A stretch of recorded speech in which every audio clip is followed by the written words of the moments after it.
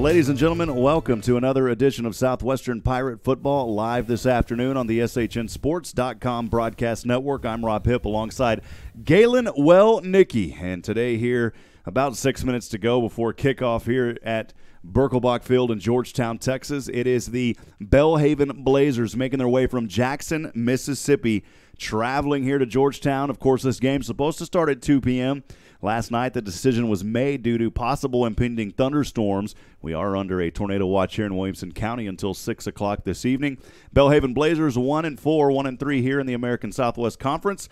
The Southwestern Pirates at 3-3, 2-3 in the ASC. Galen, a big win last week on the road in Alpine for Southwestern, but they are going to have to keep their guard on high against a Belhaven team that's hungry also for a win. Right, and a good, important game because you can get back the conference record back to 500 with a win today. Southwestern, of course, you can see it on your video screen, and their black jerseys, black pants, the numbers in white, also trimmed in that Southwestern Pirate gold for the Belhaven Blazers, making their way again all the way from Jackson, Mississippi, in white shirts, white pants, the numbers in that hunter green, outlined in yellow. Their helmets are white with the Belhaven logo in a little hunter green color. And 5 minutes to go before kickoff. This is a team last year on the road. Southwestern traveled to Belhaven. They won that contest 60-31 in Jackson. Southwestern really needs to keep the ball rolling here, though, Galen, in ASC play, as they are down right now, but they've got some opportunities here as the schedule goes on in this 7th week of college football. Yes, they do.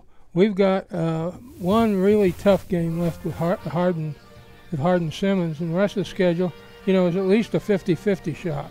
Well, we'll send it down for the national anthem. Southwestern Pirate Football continues in a few moments.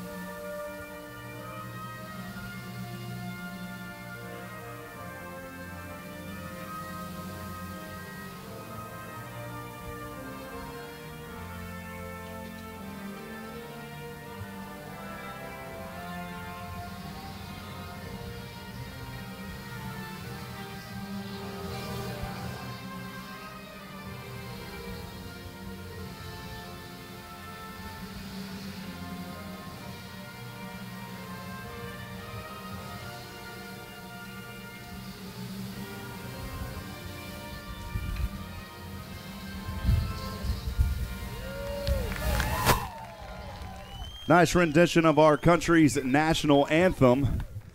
Chuck standing down around the 25-yard line. Chuck, how are the field conditions down there? I know we've got a lot of wind, so we'll have to tune you in and out tonight, but how are conditions down there on the field? They're pretty good. Other than the wind, it's dry. It's a little sunny, but it is very windy. We're here with Coach Austin. Coach, coming off a big win at Sul Ross. Yeah, hosting Belhaven today. How was the week of practice, and how do you deal with the wind today? It was okay. We had a schedule change. We got rained out on Tuesday, which pushed everything a day back, and hopefully that won't throw our guys off too much. And how do you deal with the wind today? Well, you want to have it, but you don't have it for half the game, so we're going to try to get it right away. But the coin toss doesn't always go your way. It's just going to be a big key to the game, I think, is if teams can play well when they have the wind, and if they can find a way to do stuff when they don't have it. Okay, good luck today, Coach. Thank you. Back to you, Rob. Chuck, appreciate you. You'll be down on the sideline all game yes, here. Sir. And again, we apologize if you pick up a lot of that wind. We're doing our best to work around it here this afternoon. For the Southwestern Pirates, the captains down on the field. Number 1, Josiah Minifield. Number 21, Markel Henderson. Number 12, A.J. Daniels. And number 6, Frederick Hover. Of course, he was on the SU Football Weekly with Coach Joe Austin last week for the visiting Belhaven Blazers here in the house this afternoon. We'll go over those captains. It's number 3, David Lewis. Number 33, Garrett Osborne. Number 50, Tanner Rogers. And number 2, Hunter McErkin here, the quarterback. And Galen, did you see who? I'm always busy doing the captains, and once again, forgot to look and see who got the ball. Belhaven won the toss and deferred.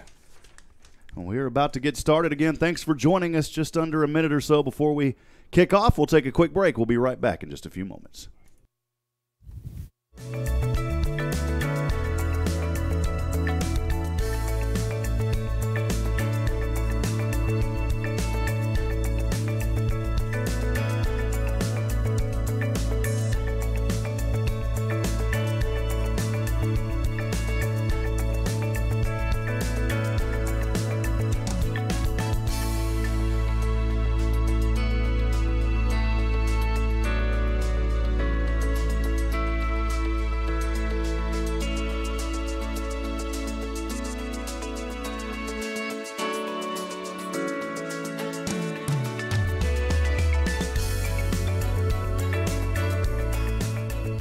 Belhaven will kick this one off from left to right. And we are about to get started here in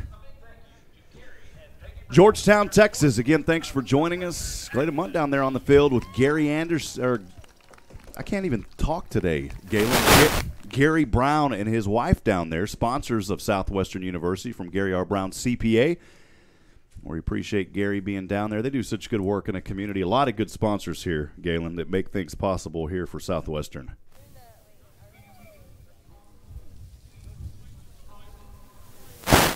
The atmosphere is changing here for the game. The physical atmosphere is changing quite a bit here. It's just in the last few minutes. It's starting to get darker. We've got dark clouds starting to come in from the north. Caleb Hot.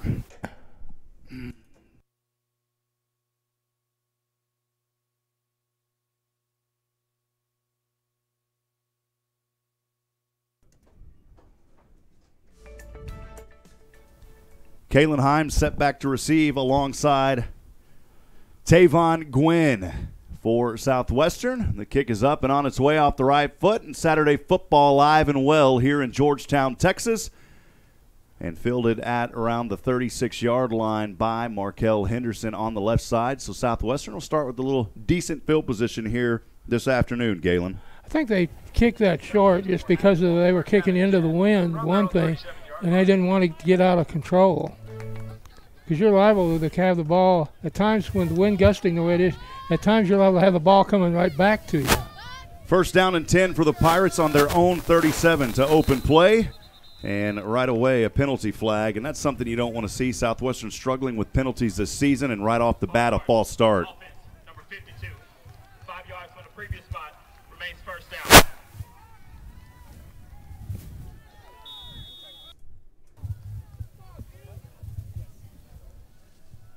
First down and 15. Now from his own 32 is Hover in shotgun. 3 receivers to the left. And the handoff to Kalen Heim on the right side. And Heim cutting the corner across the 35. And he gets close back to the original line of scrimmage.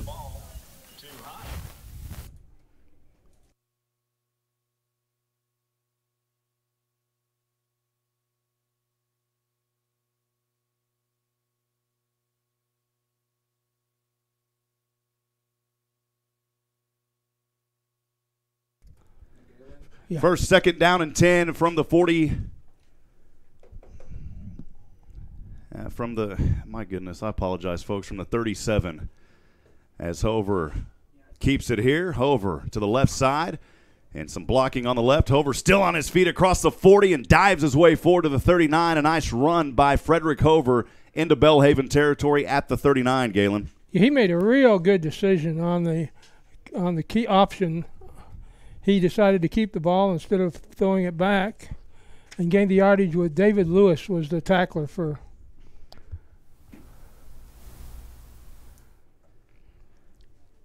Just about a minute gone here, 14-15 in the first quarter of play. We're scoreless. Southwestern first down and 10 from the Belhaven 39. Hover shotgun, and he will keep it here again, this time on the left side as he angled his way towards the hash, and he'll be brought down in bounds, only a gain of about 1.5, maybe 2 on the play. Establish the run and then catch him with a pass. That was Justin Percy for the tackle. 13:42 to go. No score. Second down and 8 for the Pirates. Hover shotgun, trips to the left, one receiver up to the right from his own or from the Belhaven 37. And again, the keeper here, and he'll bring it up to around the 34. Be the first third down of this afternoon for Southwestern. Galen, they got to come out of the gates early here and try to get a score on this opening drive to set the tone. Right now, it doesn't look like they're going to punt here. Oh, well, it's third down. Excuse me.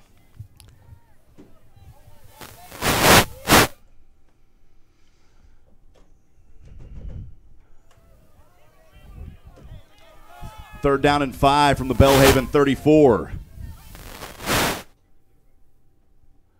And Hover's going to call a timeout. We'll step aside and take a quick timeout as well. We'll be right back. SHN Sports coverage of Southwestern football here from Georgetown, Texas. We'll continue in a few moments.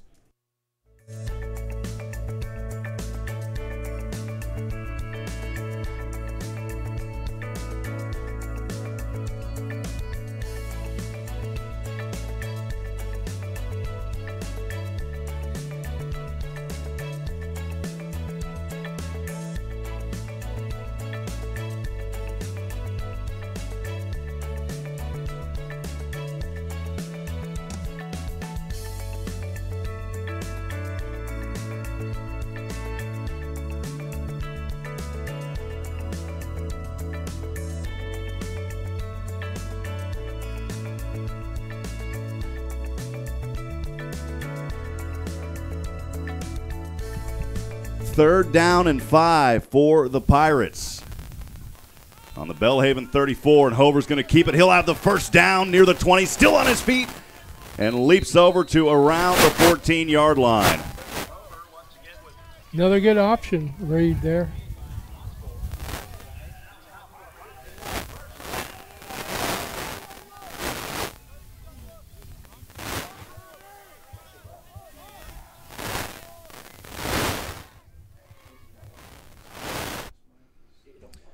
First down and 10 inside the red zone now at the Belhaven 14. Hover on the left hash and shotgun. Little misdirection handoff to the left side and diving his way forward, and no gain on the play there by Southwestern. The ball carrier, Devin Shaw.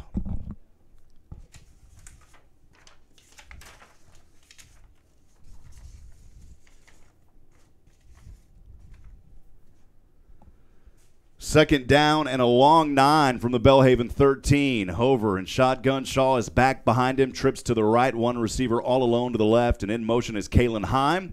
And Hover is going to take this one himself to the right side, and Hover close to a first down. He may have got it at the 4, Galen.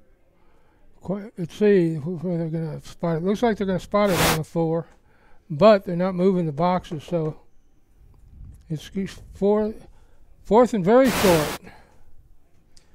And on a third down and short, the keeper by Hover, and Southwestern gets on the board first here this afternoon. Galen, we talked about it. When they came out, they had to get that opening touchdown. They got it, or at least an opening score, and they got it with that 1-yard carry by Fred Hover. Gets them off to a good start, and they've got to take advantage of the win this quarter, because the next quarter they won't have it.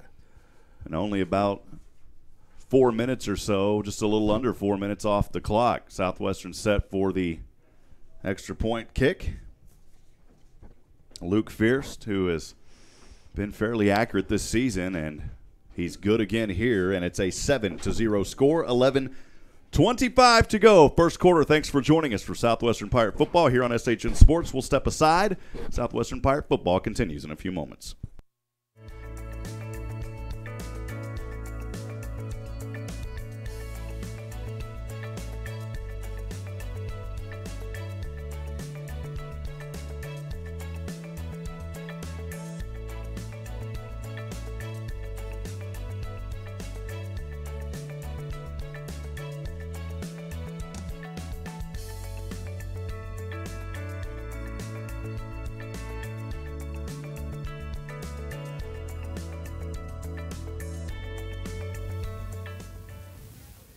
We'll try to go down to Chuck Cracy, just with all this wind and interference, having some trouble with that sideline microphone here today. Chuck, your thoughts on that opening drive? You know, they didn't have to take advantage of the wind at their back because they spent the entire drive on the ground, but they did take advantage of tempo at the end of the drive, catching the Belhaven Blazer defense off guard with a quick snap and a hover touchdown run.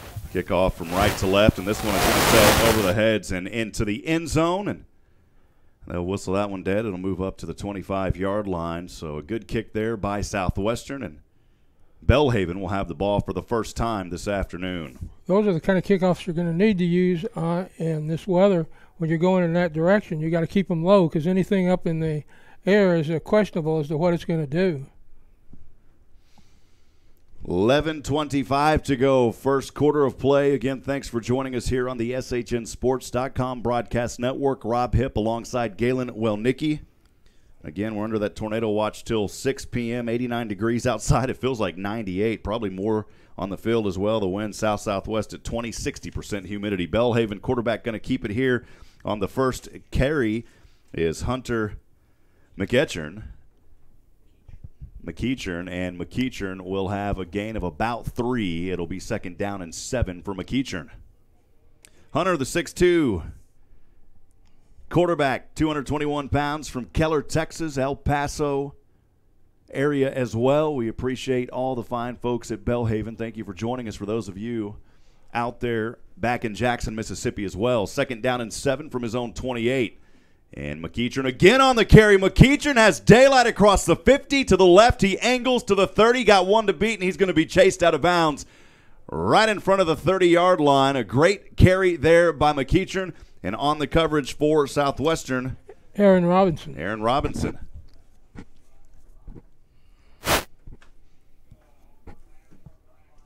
10:40 to go, first quarter. Southwestern leading 7-0, but McEachern with a nice carry all the way up to the Southwestern 29 on the left hash. As the Blazers break out of the huddle in a wing, 2 receivers to the left, 2 to the right. He has his back to his left. Southwestern showing the pressure. Pass over too low, incomplete at the 35 in the backfield. I think they called it complete and lost 3 yards on that one.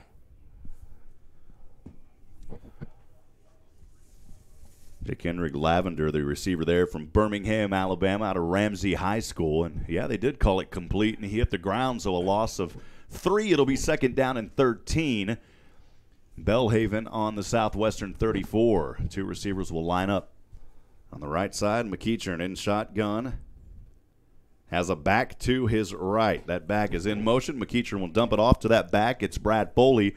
And Foley, only a gain of 1 on the play. It'll be third down and 12. There's Aaron Robinson in on that play again. He's getting a lot of action out on the flank there early. I think, Chuck, where you're standing tonight is going to be about the best spot you can stand with all this wind, man. Yeah, I'll try to remain as stationary as possible. The team does tend to congregate where the ball is, though. Third down and 12 from the Southwestern 33. McEachern stepping back, throwing left side up, and broken up on the play. Incomplete at the 10 on the left side.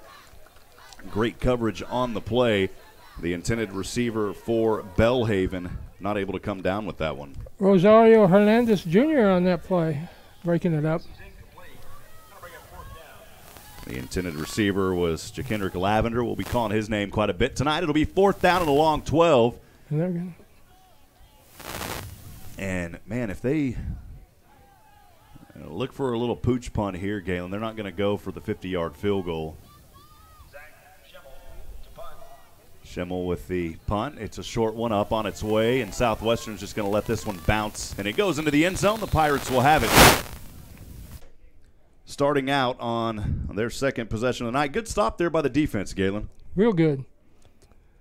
McEachern got through for the big gain, and then they clamped down on him. So a drive that started out on their own 25 will result in a punt. Southwestern will have it for the second time this evening. Their first possession, starting out on their own 37, took it all the way down the field after getting started off, of course, on that false start penalty. They started to find some rhythm, a 1-yard touchdown run by Frederick Hover, that coming at the 11:25 mark.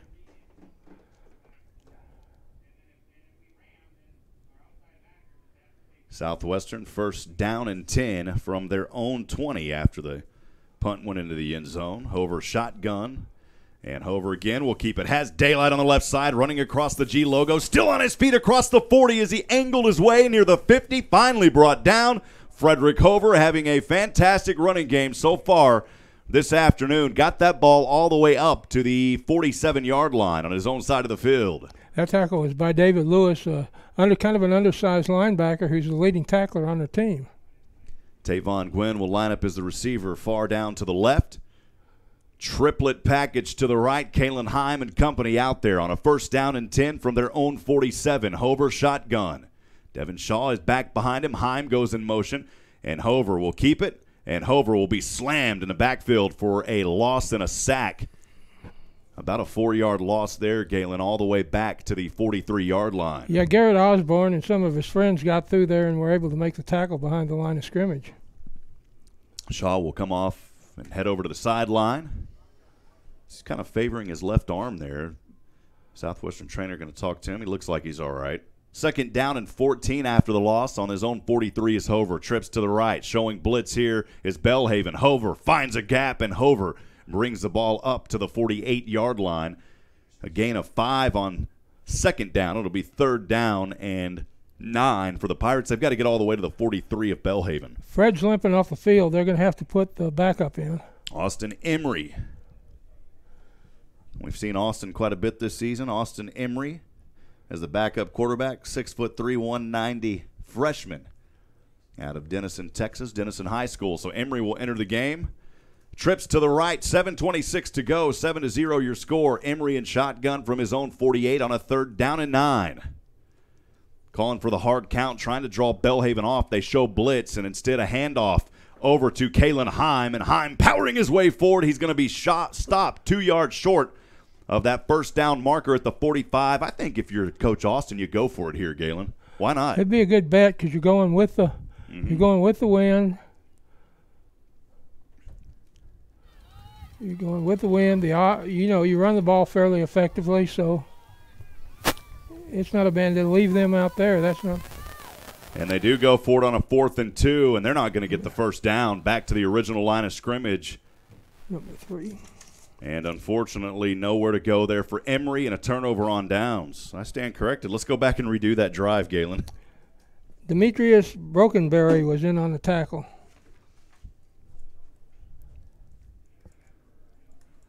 .6:42 to go, 1st quarter. Southwestern leads 7-0. Thanks for joining us on the SHNSports.com broadcast network for ASC Football here on a Saturday afternoon in Georgetown, Texas. Again, we want to welcome in all the fans from Jackson, Mississippi. Thank you for joining us here. We've got a little bit of audio issues we're working through as far as down on the field in our crowd mic. We'll try to get that working around halftime if we can. 6:40 to go here. Belhaven on a 1st and 10 from their own 45, and a gain of 1 on the play. The sweep there to the left side. The ball carrier was Keyshawn Gatson. Aaron Robinson in on the tackle. It looks like compared to the outside coverage of Southwestern that they're a little slow. That Belhaven may be a little bit slower than because he did not make a good effort to get around the corner on that one, or was unable to get around the corner. Be 2nd down and 9 after a 1-yard gain on the 46 of the Belhaven side. The Blazers have the ball. McEachern steps back, throws over left side, and bounces right off the numbers at the 40. It's incomplete. Good coverage there by Southwestern. The intended receiver, number 15 for Belhaven, is Joey Walden. Josiah Minifield was in on the defense on that one.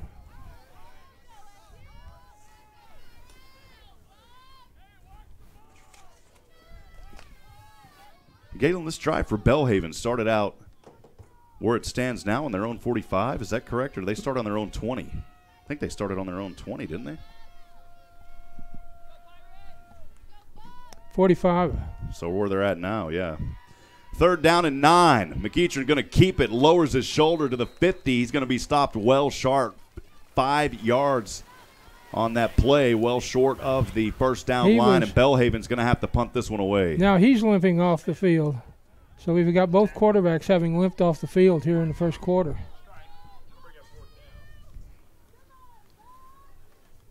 Austin Castilla set back to receive this one from around his own 20. The punter here for Belhaven, easy to spot him with those neon green shoes. It's number 30, Zach Schimmel. Again, Castilla set back to receive. Punt on the way, and that one's partially blocked. It'll roll down to the 30, and it will take a healthy Belhaven roll to the 23-yard line. Southwestern upcoming on their third possession of the afternoon, leading 7-0 here at the 5:11 mark.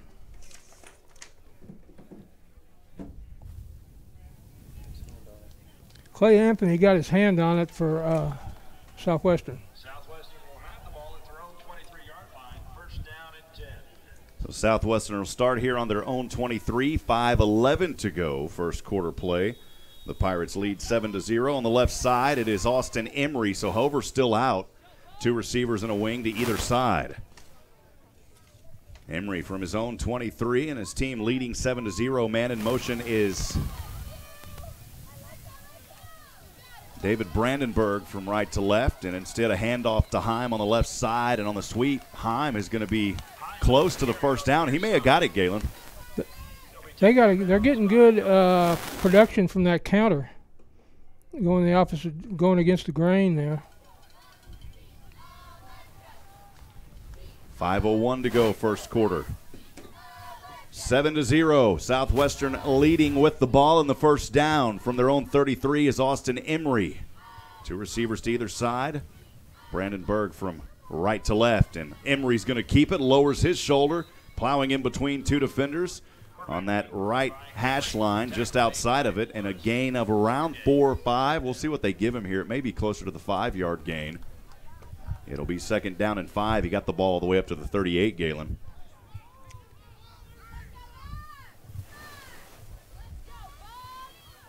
The ball resting on the 38. Second down and 5 from the left hash. Emery shotgun. Same formation with two receivers to either side. Kalen Hipp will line up as his back to the right. He wanted to move over to the left a little bit. In motion is Brandenburg from right to left. A little reverse handoff action here as Kalen Hipp gets the ball, lowers his shoulder down to the 45, and he's got another Southwestern first down at the 46, Galen. And Hipp, he's hurt. Kalen Hipp took a little hard hit there as he went down. Official Cameron timeout. Banks is a tackler. He's in quite a bit of pain, it looks like, down there rolling. Rob, he took a tackle to the lower leg at the end of that run, and it is definitely in some pain. We hope that Hipp will hop up. We'll take a quick break as well. 4 minutes to go here in the first quarter. Southwestern leads 7-0. It'll be first down and 10 when we come back. Stay with us.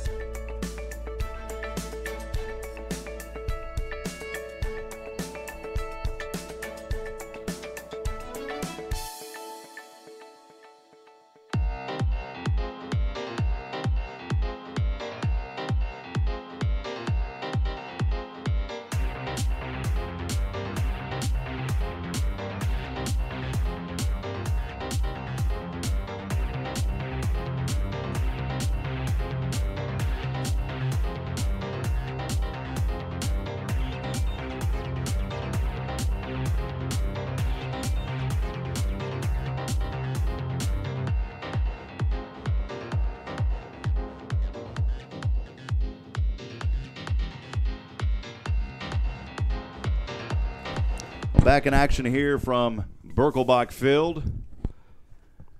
After that injury timeout, first down and 10, 3:54 to go for the Pirates. The ball on their own 45. As Emery still on the field, Devin Shaw is back, tries to make a block in the backfield for him, and Emery's going to dive forward for only a gain of 1 to the 46. It'll be second down and 9 for Southwestern, leading 7-0. Cameron Banks on the tackle. Hover's up now, standing on the sideline down about the 35. He's bouncing a little bit on his leg, so maybe he's getting ready to come back in here. Second down and 9 for the Pirates. On their own 46, Emery shotgun, trips in a group to the left. And Emery is going to have to fight through, and he'll be sacked back at the 40. They'll give him the forward progress, though, to the 43. And that'll bring up third down and long for Southwestern. Austin Russell was in on that play. Bring up third down. Devin Shaw makes his way back onto the field as Markel Henderson heads off. A.J. Daniels will line up as a receiver alongside his teammate here on the left side. I believe that's also Landry Bray on the left. Two receivers up on the right. Third down and 12 from the 43. In motion is Brandon Berg, and Emery instead going to keep it to the right side, and he's going to be stopped for only a gain of 2 to the 45. It'll be fourth down, and Southwestern will have to punt this one away. Garrett Osborne made the tackle. Chuck, so far, Belhaven taking advantage of the Southwestern injuries. Yeah, it will be advantageous, though. The Pirates do have a number of weapons in the backfield with Shaw, Markel Henderson, and Brandenburg able to carry the ball. So I'm a big part of the offense, but those guys need to step up. Southwestern will punt this one away. Castier, a high punt and a fair catch. Backing Bedling, he drops the ball around the 13. I'll actually say at the 14-yard line. So, man, a heads-up play there by the Belhaven return man, Galen, to be able to get back on that ball. It'll be first down for the Blazers. Right now down on the sideline, Emery's in a private conference with Coach Austin. They're about 10 yards away from the rest of the team, down on about the 30-yard line. 1:52 to go. First quarter, Southwestern leads 7-0 here on a Saturday night in Georgetown, Texas at Birkelbach Field. Blue skies to our left. First down and 10 from his own 14, a handoff, and only a gain of 1 on the play. It'll be second down and 9 from the 15 for the Blazers.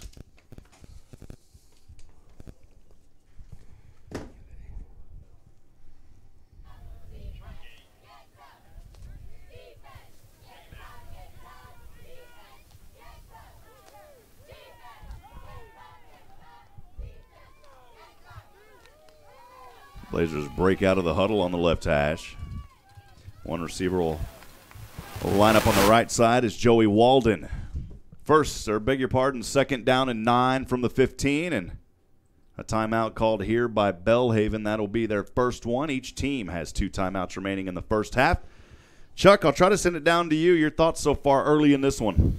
Well, the Pirates have had the wind at their back so far this game and haven't needed to use it. Spent most of their time on the ground this first quarter, which bodes well for having the wind in your face a little bit later, because if you're able to run the ball with the wind, certainly you should be able to into the wind. It hurts losing Hipp there early in the game, but as I said, Shaw, Henderson, and Brandenburg just need to step up and carry the ball, pick up the load there in the backfield. It would help to have Hover back, as he's able to find those soft spots in the defense and continues to move forward with the ball, although Emery an adequate backup as well. Yeah, we saw Emery early on in this season actually come in and win a game for Southwestern, and only the freshman doing a great job out there early tonight. Not Emery, but Hover's down on the field on the sideline now throwing the ball, getting ready to go back in the game, I imagine. He's getting his warm-up passes there, so hopefully we'll see him come back in alongside maybe Joel Heideco down there throwing a ball with him, getting him warmed up. 1:12 to go, first quarter.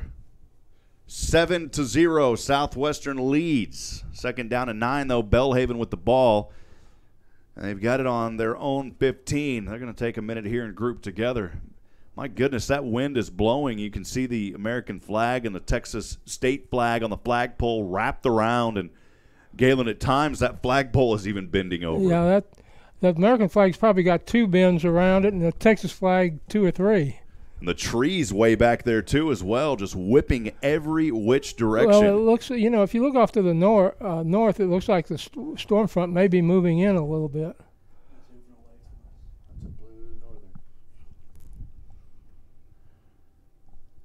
Yeah, we were talking about on Monday the temperature, Galen. We talked about it yesterday, what, in the 40s for a high? Possibly. They've upgraded a little bit. I think it's supposed to be the low 50s now, but that's, considering what the temperatures have been lately, that's going to be a shock for a lot of people. There's not going to be a lot of people out at the pool tomorrow, on Monday. Josh says he's ready for winter. I was going to mention we appreciate everybody here tonight at SHN helping out. Joshua Harris, Michael Francis, Nathan Height, David England, Mickey Holden, of course, Galen Wellnicki, and I'm Rob Hipp. Thanks for spending your Saturday afternoon with us here in Georgetown, Texas. Well, I guess we're getting ready to play football again. Everybody was there talking at the line of scrimmage, both teams and the officials. 2nd down and 9. We'll get things rolling here from the 15 after a conversation on the field. Belhaven will hand off in the backfield, and a great tackle back there by Southwestern. The ball carrier Noah Mix, nowhere to run on that play. Great job by the Pirates. It was number 20 coming up, I believe Ben Brockman with the takedown in the backfield.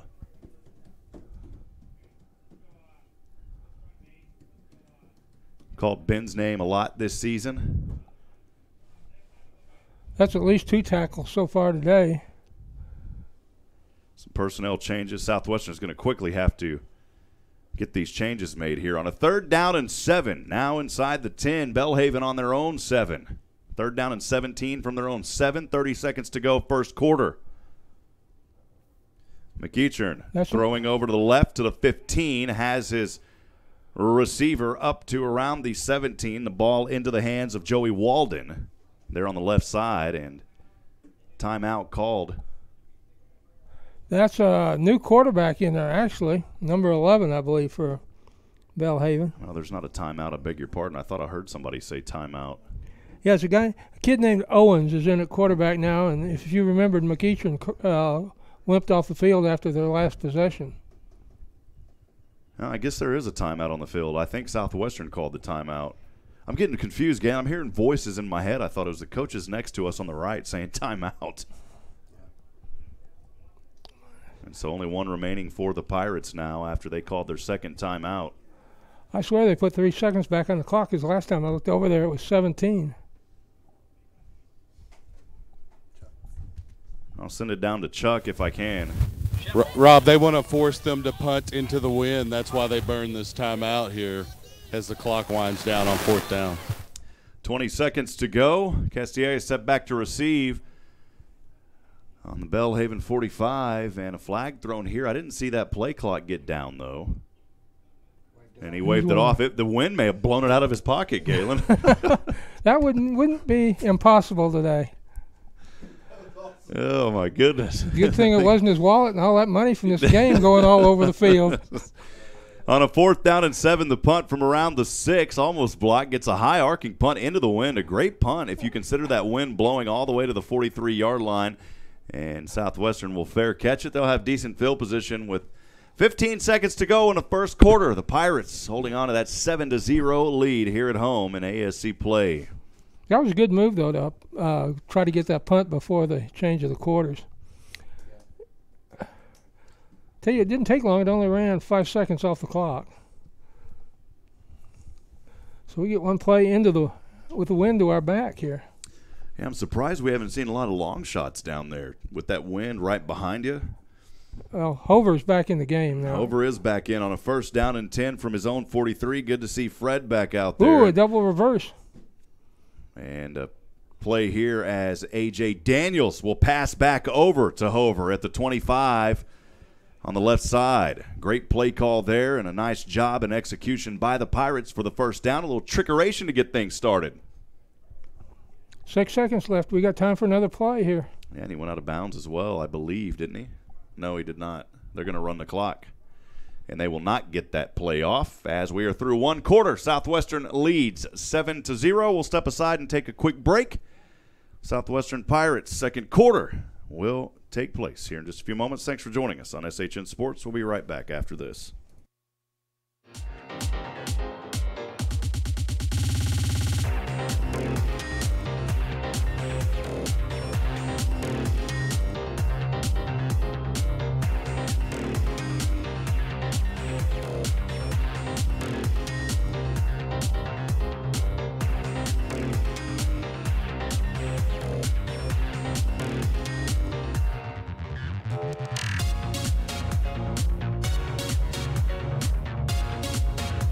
Down to Chuck Cracy. Chuck, your thoughts on that first quarter, Chuck? It was a good strategy by Coach Austin to take a timeout there at the end of the first quarter to force a bad punt. You know, that was actually a good punt into the wind for Belhaven. Just imagine if he had the wind at his back. That could have been 80 yards. So short field now for the Pirates.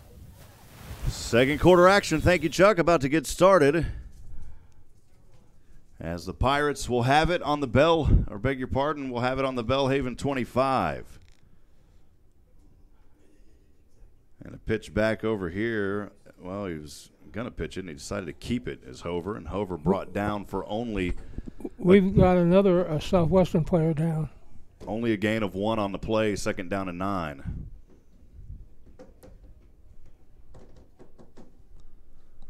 A lot of injuries here early in this one, Galen. There are. And it's, you know, we're a team that really can't afford a lot of injuries.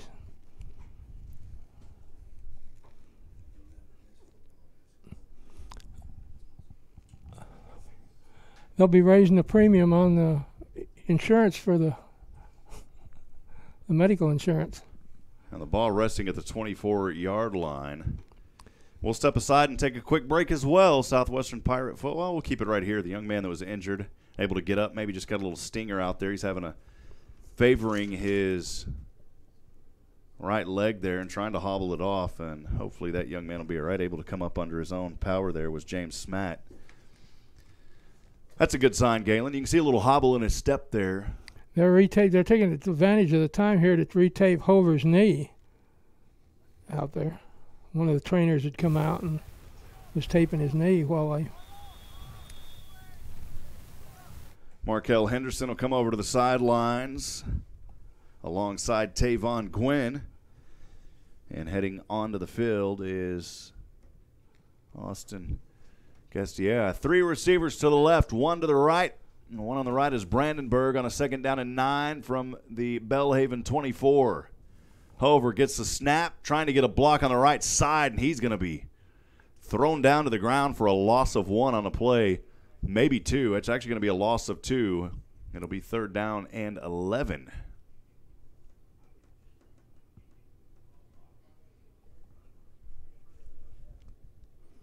Mr. Osborne again was in on. He's getting to be a regular here on our tackle chart. 13:56 to go, second quarter. Pirates leading 7-0, trying to keep this drive alive on a 3rd down and 11 from the right hash. Over steps back, gets a block there on the left side from Markel Henderson, but he goes down for the sack around the 33-yard line on that left side. And man, Southwestern struggling here still, trying to get some offensive rhythm. They've only got a 7-point lead at 7-0, Galen, but they are struggling. Colton Strain was in on the tackle. And it looks like Southwestern's going to go for it. Yeah, because from here it would be close to a 40-yard field goal or so. So they are going to go for it on a 4th and 18. Hover may pooch punt this one, and he does. High punt as it sails end over end. It's going to take a bounce, and it goes out of bounds around the 21. So you talk about a punt there that only netted under 20 yards, Galen. That was actually a good punt under the conditions. It would have been, you know, one thing you'd hope for on a punt like that is it would hit a player on the other team. Just going up in the air like that makes it a dodgeball for everybody. 13:06 to go, second quarter. We are Southwestern leads here on their home field in Georgetown, Texas. Chuck, Hopefully the Southwestern defense can put a stop here and give the offense some more life. They haven't found anything in a while. Yeah, it's going to be on the defense now that Belhaven has the wind at their back. Just an injury update for Hipp. He's on crutches now. He has his knee wrapped in ice. Wish all the well to Kalen Hipp. First down and 10 from their own 21 is McEachern. McEachern will hand off to his back in the backfield, trying to dodge his way forward on that right hash mark. He'll only pick up around 3. It'll be second down and 7. Christopher Crawford on the tackle.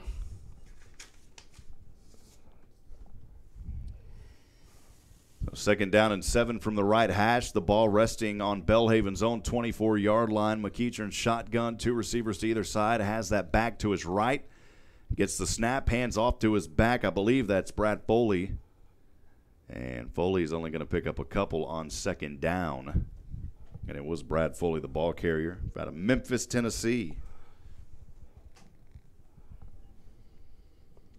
T.J. Vela made the tackle. Third down and 4 for Belhaven. The Pirate defense trying to hold here. Their team leading 7-0, 12:05 to go first half. Again, third down and 4. McEachern from his own 27. 2 receivers to either side. In between the hash marks, snap back right into his hands, stepping back. This one over the middle, and it is broken up at the 50, incomplete. Great defense by the Pirates. It was Aaron Robinson and company coming up with that stop. The intended receiver, LaMarcus Carradine, out of Eupora, Mississippi. Yeah, he and Menifee had the receiver pretty well sandwiched on that one. Well, again, the punter, easy to spot here for Belhaven with those neon green shoes. About to kick this one from right to left on a 4th and 4. He's standing around his own 14 or 13. Gets this one up, and the wind is going to carry this punt beautifully, and it'll roll down inside the 30 to around the 28. We'll see where the official spot is, and they do mark it at the 28. Southwestern, 5th time tonight they will have the ball. As we go over and look at their drive summary so far, the only score coming in this ball game for either team was Southwestern on their first drive, a drive that started on their own 37, capped off by a 1-yard touchdown run by Frederick Hover. That at the 11:25 mark. Galen, since then, we have been scoreless. Just not coming up with the right combination. Southwestern on the right hash mark, first down and 10. From their own 28, Hover's shotgun. I believe it may be Shaw behind him as the back this time. And Hover here on the option is going to pitch it back to Brandenburg. And, boy, he almost lost it. Somehow turned a potential fumble or a negative loss of yards into a gain of 2 to the 30. It'll be second down and 8. That was a good play on his part. Good juggling act and pulling it in and being able to turn the corner and gain a couple of yards. Good team, if one person makes a kind of a little bit of a boo-boo, a good team covers up for it with somebody else doing something good. Second down and 8 from his own 30 is Hover. And this time Hover will keep it again. Looking at the option, he's going to hold on to it. Now he pitches back to Brandenburg. Brandenburg lowers his shoulder, and he's finally angled out of bounds. They're going to mark him down at the 33. We got a penalty on either that or it blew out of somebody's pocket. Either that or it's hot dog. Could have been one of Southwestern's cleats. They match check this out, Galen. It matches the color of the flag out there. Yeah.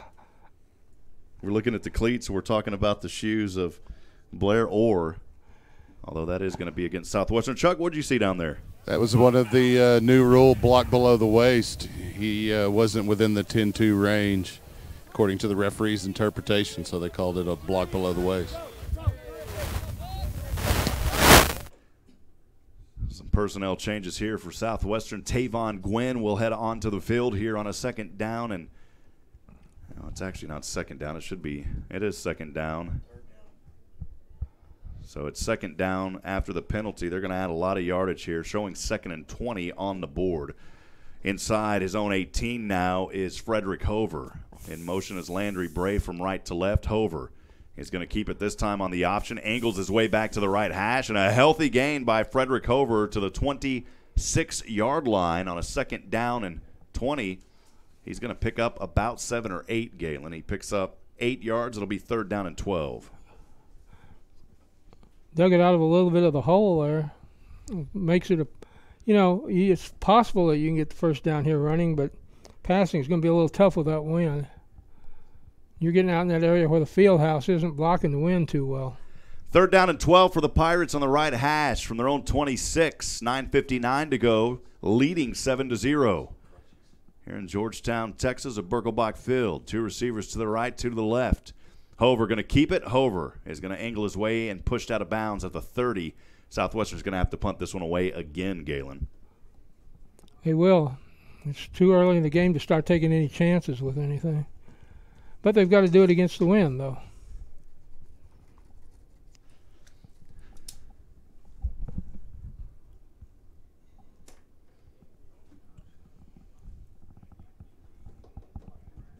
Fourth down and 8 for the Pirates. Back to receive around the 35 is Brad Foley for Belhaven. This punt is a low punt here, Galen, as it got caught in the wind and just came off of his foot awkwardly to the 50-yard line. Of course, going into the wind, but that one didn't come off of his foot very well. Yeah, I don't know about that. May be about as good as you're going to kick the ball against the wind today. It was low, and you've got to keep the ball low to keep from having to catch it yourself. Belhaven will start out on their own, well, not really on anybody's 50. The no man's 50. It's the demilitarized zone out there. At the half-century mark, Belhaven. 1st down and 10, 9:22 to go, first half, trailing 7-0. Fake and put it up. McEacher passes this one over to the left side and has his man. Are they going to say no? Said he got it. Yeah. At the 25, great catch there and good control by Joey Walden. That's all the way into Southwestern territory. I mean, the clock's running. I thought he stepped out of bounds.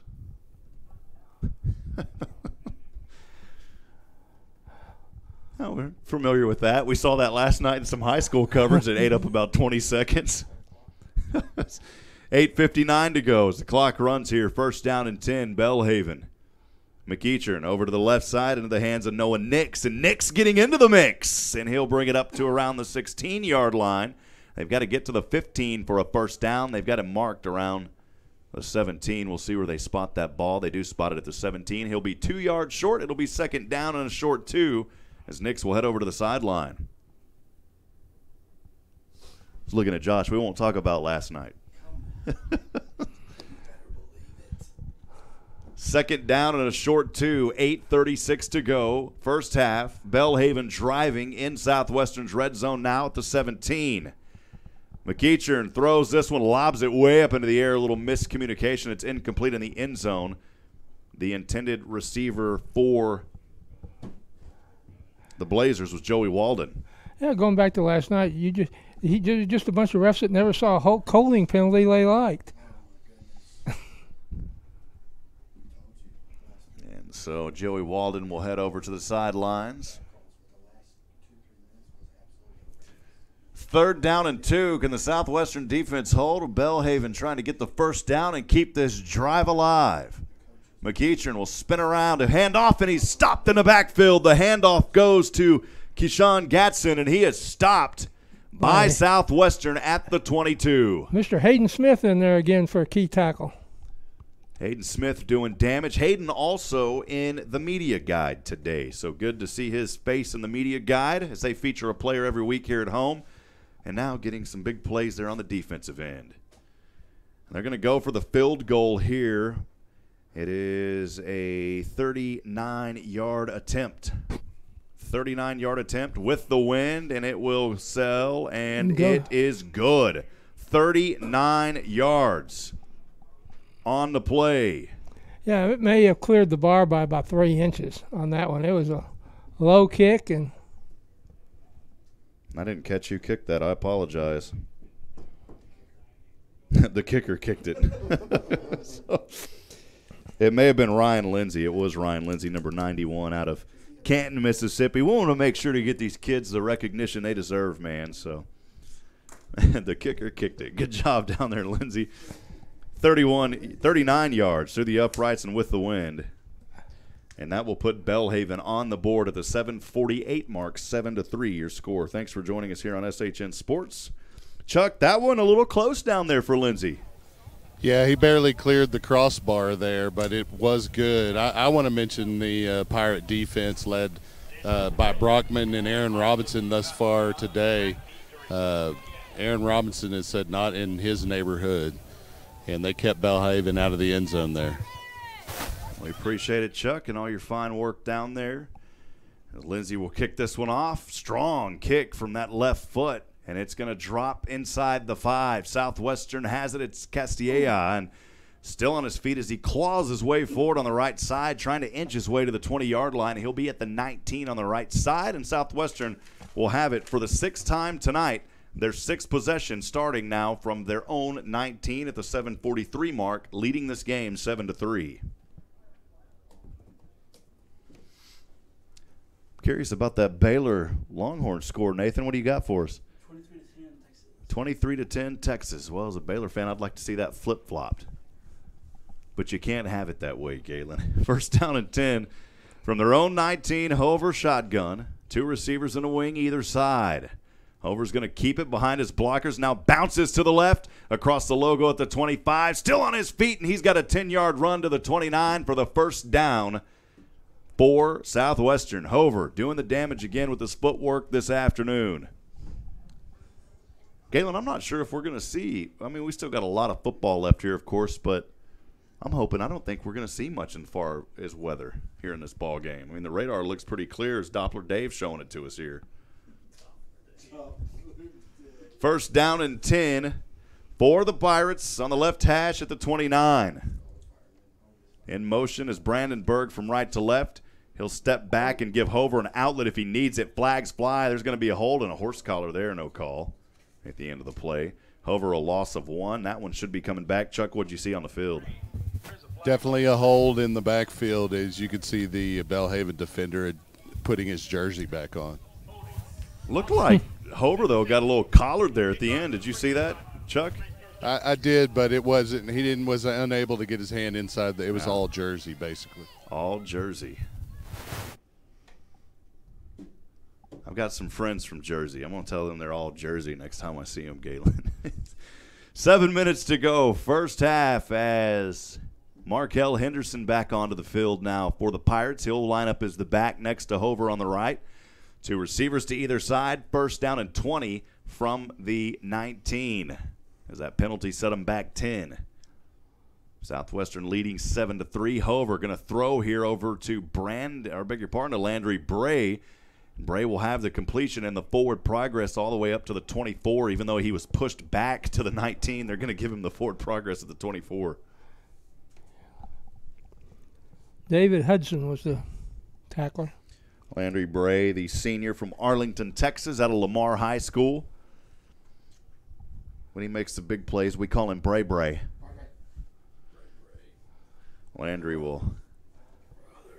Great young man here on this Pirates team. Second down and 15 from his own 24. Hover throws over and bouncing around. Great coverage. It's incomplete at the 33. The intended receiver was David Brandenburg on the right side. Incomplete.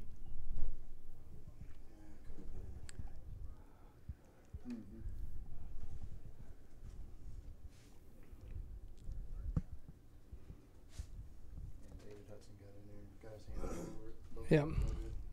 That's 2 good plays right back to back by David Hudson for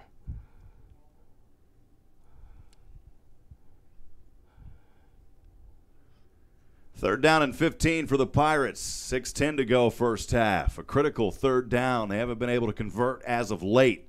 Hover going to keep it, trying to go behind his blockers. Hover still on his feet. He's going to dive forward, but he's going to be stopped 2 yards short of that first down marker. He had to get to the 39. He only made it to the 37, and I'm wondering here if the Pirates, I would assume, they went for it on 4th and 2 earlier in this game. They weren't able to convert, and they're going to punt this one away here at the 5:50 mark, Galen. I was kind of surprised on that. I thought they might go for it again because A punt right now is kind of a 50-50 iffy. Brad Foley set back to receive this one. He's all the way around his own 30. He's got a lot of optimism in the length of the kick here in the wind. Guestia is set to punt this one away off the right foot. It'll roll end over end, takes a few bounces in favor of Southwestern, and finally downed around the 43, maybe the 44-yard line there by the Pirates as it rolled into the hands of Brady French. And, man, Belhaven doing some work tonight on the defensive end. They only trail 7-3. This is a team that's only won one game here in conference play, one game all season, and they're giving Southwestern a run here on their home field tonight, trailing 7-3 at the 5:17 mark in the first half.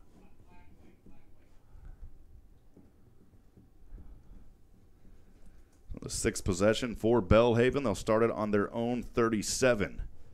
McEachern shotgun will pass over, and it's tipped at the line. It's incomplete. Great job on the play by Southwestern's Ben Brockman.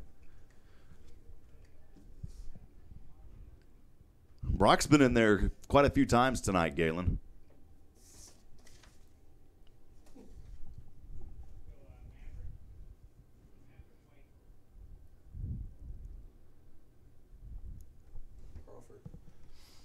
Plays in that linebacker position and came up from the left side, and he's got the step. He's had it 3 or 4 times tonight, and he's showing a little bit here again on a 2nd down and 10 from the 37 for Belhaven. This time Brockman will step back. McEachern dodging through traffic, but he's going to be dropped for a sack all the way back to his own 32, a loss of 5. T.J. Vela on the tackle. Had a little help there jamming the whole thing up. Sorry, Corey Vega. Corey Vega, okay.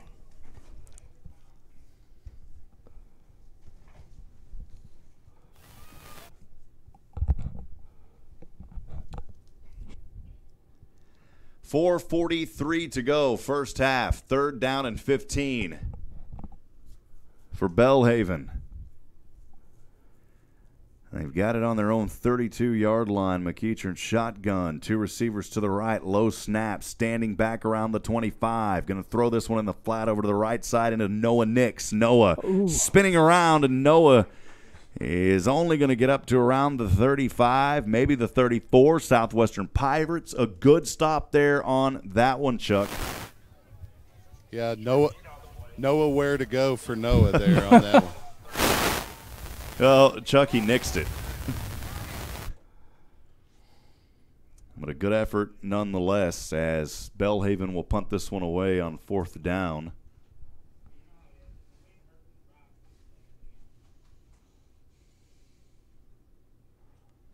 The punt is up and off the right toe of Zach Schimmel. A booming punt with the wind to the 18-yard line, and Southwestern not much of a return, maybe about 3 to the 21. A beautiful punt, Galen, as that one sailed all the way back over. They're taking advantage of the wind tonight. Yeah, he got it up in the current, and it carried it real well. Well, this has been a story of punting all afternoon here. And Southwestern has punted on their last 4 possessions. They're now on their 7th possession of the afternoon. This one will start on their own 21-yard line. 3:39 to go, first half. Hover shotgun, 2 receivers on the right, 1 on the left. From his own 21, in motion is Brandenburg, and Hover pitches to him on the option. It's a fumble, and it rolls out of bounds, luckily, as he was trying to pitch it back over to Brandenburg, and it rolled right off of his fingertips and out of bounds around the 20-yard line.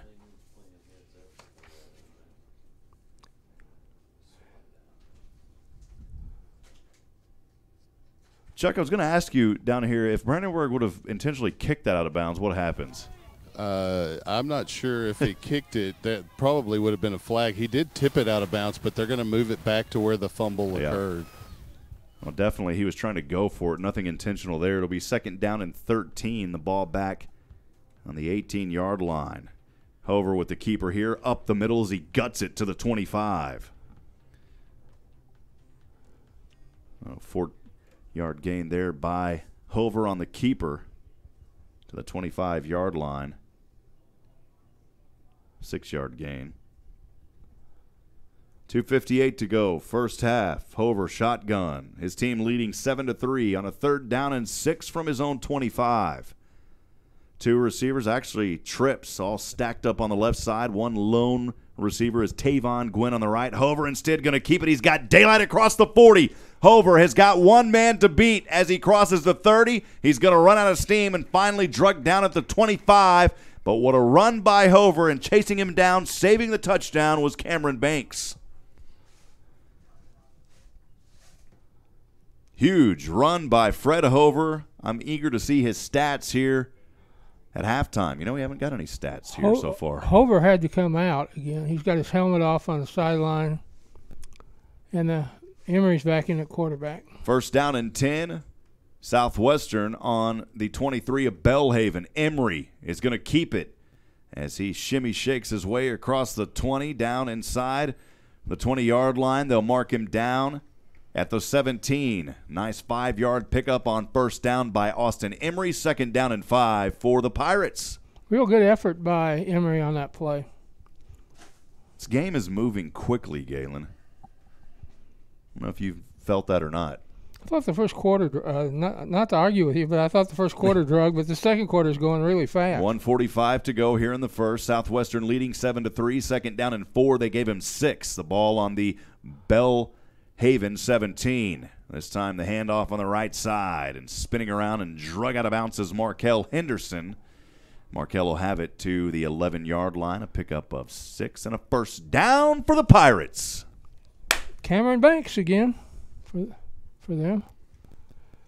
Markel Henderson's the reason I'm wearing my gold tie tonight. You know, he's always dressing up and looking fly, and I had a memorial service to attend earlier this morning, and on the way back I stopped at a department store, and I said, you know what, man? I'm going to try to be like Markel. I'm going to try to wear a little suit, put on a little tie action. So I got the gold tie, Galen. I did it for you, though, really, Galen. Really? That's good. I always like to be underdressed every place when I go, and you've made that possible today. Galen, you're looking sharp, man. A timeout called on the field. We'll step aside and take a timeout as well. Belhaven calls it. They've got one left. 1:30 to go in the first half of play. Southwestern leads 7-3. We'll be right back. Actually, let's send it down to Chuck. Chuck, your thoughts so far in this one?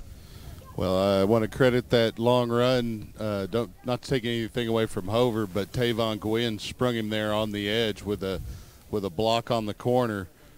Great block by a wide receiver there, and you're going to need that going forward because throwing the ball into this wind is impossible. We appreciate Chuck down there on the field. Again, at halftime, we'll try to get that crowd mic situation resolved. As long as you know what's going on up here, that's what's important. We like to bring you into the action, though. First down and 10 for the Pirates. They can get a first down at the 1. The ball resting on the Belhaven 11. Hover fumbles it, drops back on it, thankfully. We've seen that a lot this season, and that's the first time this afternoon that there's been a miscommunication. The second ball on the ground by the Pirates, though, and that's going to go all the way back, Galen, to around the 17-yard line. A loss of 6. You get down there that close, you can't afford to give anything back. 2nd down and 16 for the Pirates. The ball resting on the Belhaven 17.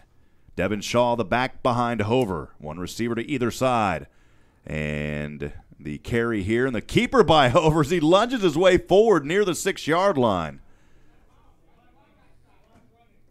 And the clock is running here. He did not get out of bounds. Southwestern showing 2 timeouts on the board. I thought they only had 1 remaining.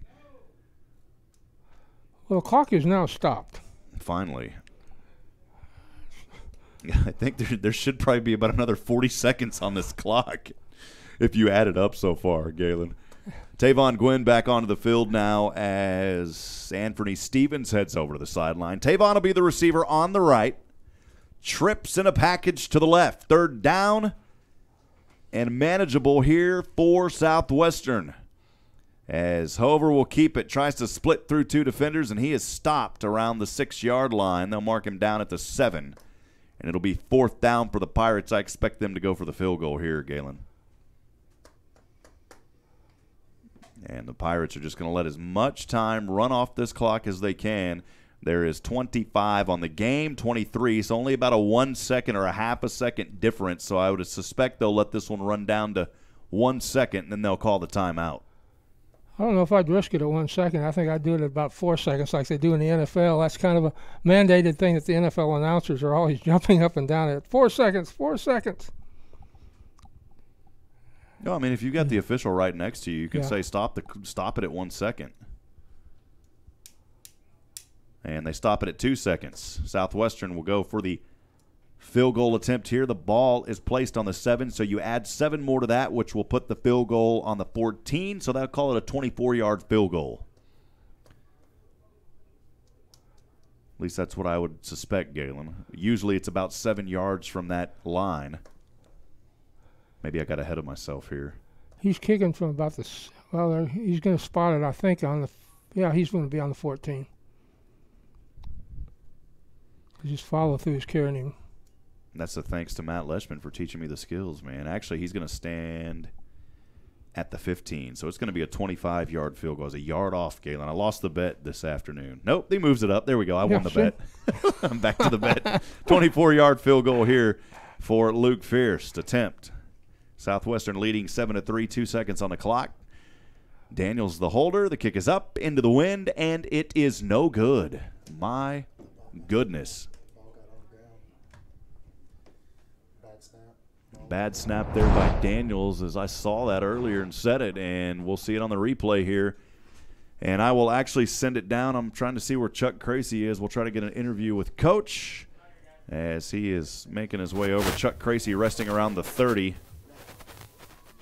And we'll have that interview hopefully here in just a few moments.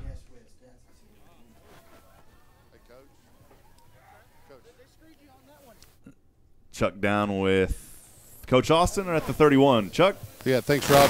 Coach, battle here in the first half. You've been able to keep it on the ground for most of the game and move the ball, but haven't put many points on the board. What are we looking at second half? Well, our execution on offense has been really poor. Penalties and fumbles, just not knowing who to go to. So our execution just hasn't been very good. Our defense has been outstanding. Great. Thanks, Coach. Good luck second half. Back to you, Rob. Chuck, appreciate you down on the sideline. We'll step aside and take a quick break. 20 minutes before third quarter. We'll talk about halftime stats and more. We're going to work on a couple of technical things up here in the booth. Try to get you the sounds from the sideline. We'll step aside, or sounds from the crowd mic. We'll step aside and take a quick break. Southwestern Pirate Football on SHN continues in just a little bit. Stay with us, friends.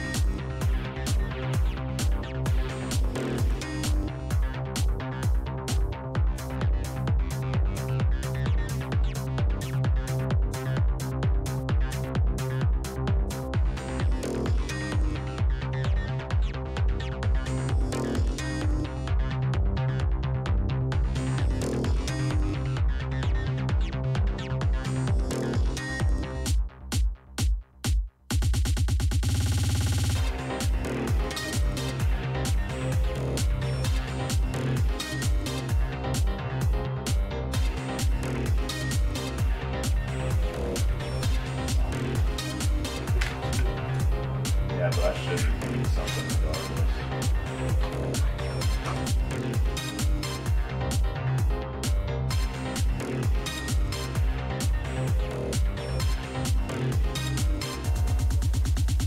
There it is.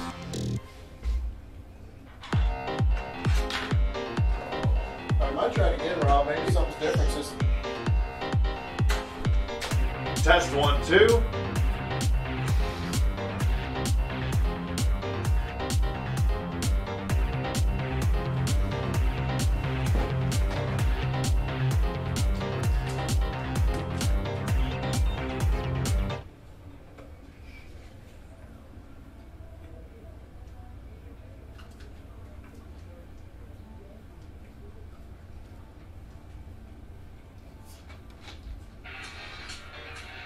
Testing 1, 2, 3. Testing 1, 2.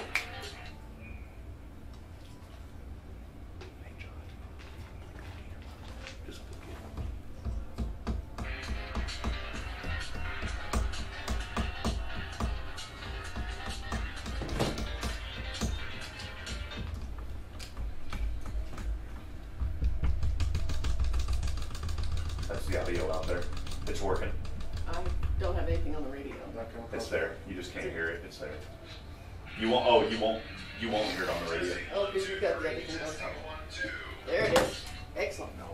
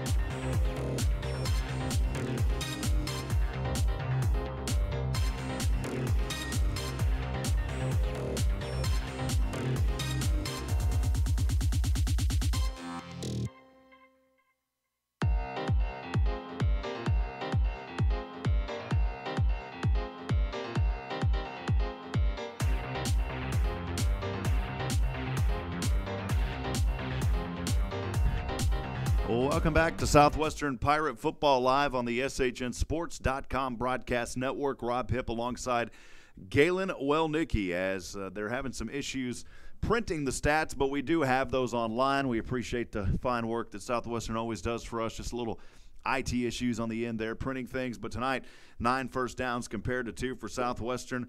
As we continue to look here, total plays for the Pirates, 30 plays compared to 21, 180 yards for Southwestern compared to 46 total yards for Belhaven. This is a team for Southwestern averaging 6 yards a carry, 2.2 for the Belhaven Blazers. And as we continue to look through here, though, one issue tonight, we've seen the quarterbacks go down for Southwestern 3 times on the sacks, 22 yards lost. 1 sack for the Southwestern defense against Belhaven for a 5-yard loss. Southwestern has rushed the ball 28 times in this ball game, netting them 163 yards, only 10 rushing attempts, 3 yards. Galen, if you'll remember last week against Alpine, negative 10 yards. So Southwestern, again, containing the run, only allowing 10 yards net rushing here in this game. The Belhaven hasn't been able to establish any kind of a rhythm with a running attack. They go outside, they go down, they try to come up the middle, very rarely, and they don't go anywhere. So it's, as Michael said, it's kind of like a whoop. Well, Southwestern has only went 2 for 3 from the air.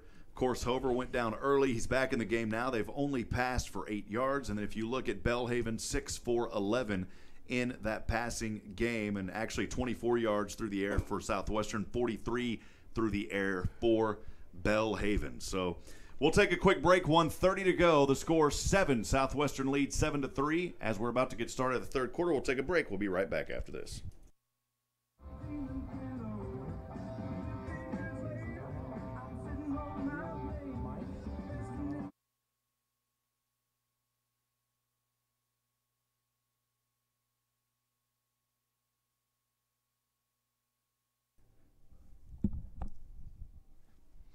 Again, we're about to get started in just a few moments. Stay with us. We'll be right back after this.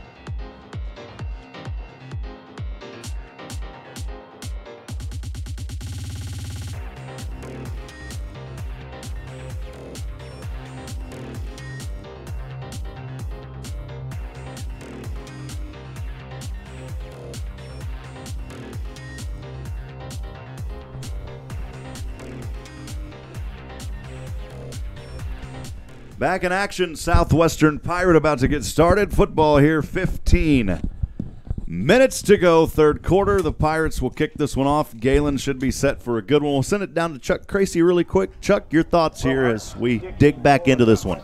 Well, just listen to you cover the stats, tells it all. The Pirates able to move the ball some on the ground. Belhaven hardly able to move it at all against this Pirate defense.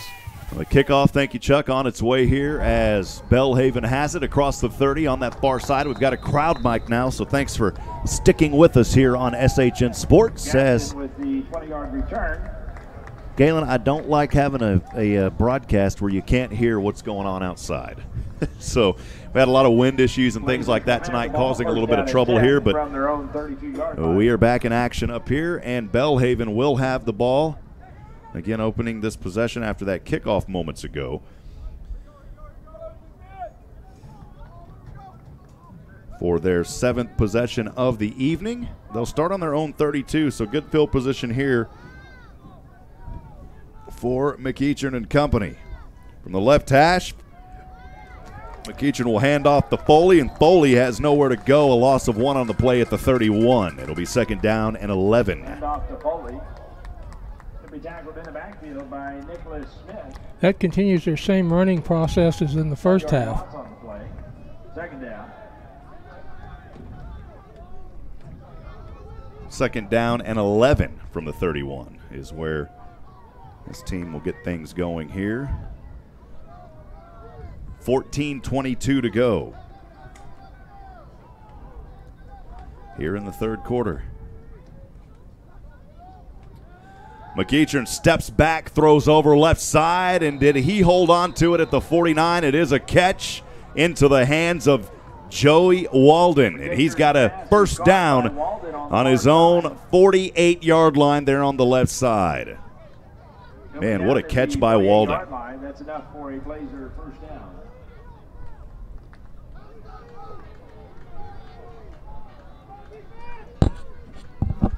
First down and 10 from their own 48. McEachern hands off over to his back, Foley, and Foley runs it up the left side, and he'll be stopped after a gain of a 4. He did lose the ball, and luckily Belhaven able to fall back onto that. Chuck, what did you see down there on that one? Yeah, it was definitely a fumble. Conley got his hand in there and stripped it out. Big number 61 for Belhaven, able to get on it for the offense.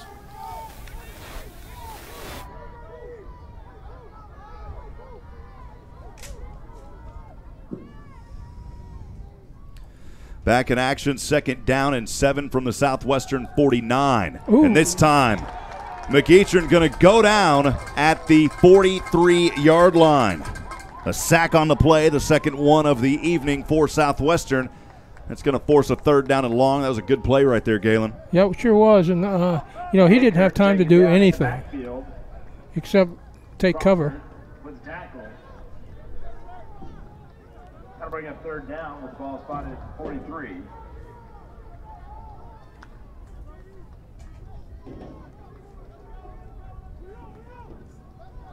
Third down and 15. Ball on the 43-yard line in the sunshine as McEachern in his own side of the field. Dodges through defenders, and he's going to have to escape another one, and he'll avoid the sack, but he's going to be tackled around the 45-yard line. It'll be 4th down and long for Belhaven. They're going to have to punt this one away with 12:16 to go in the 3rd. Yusuf Shime on that one.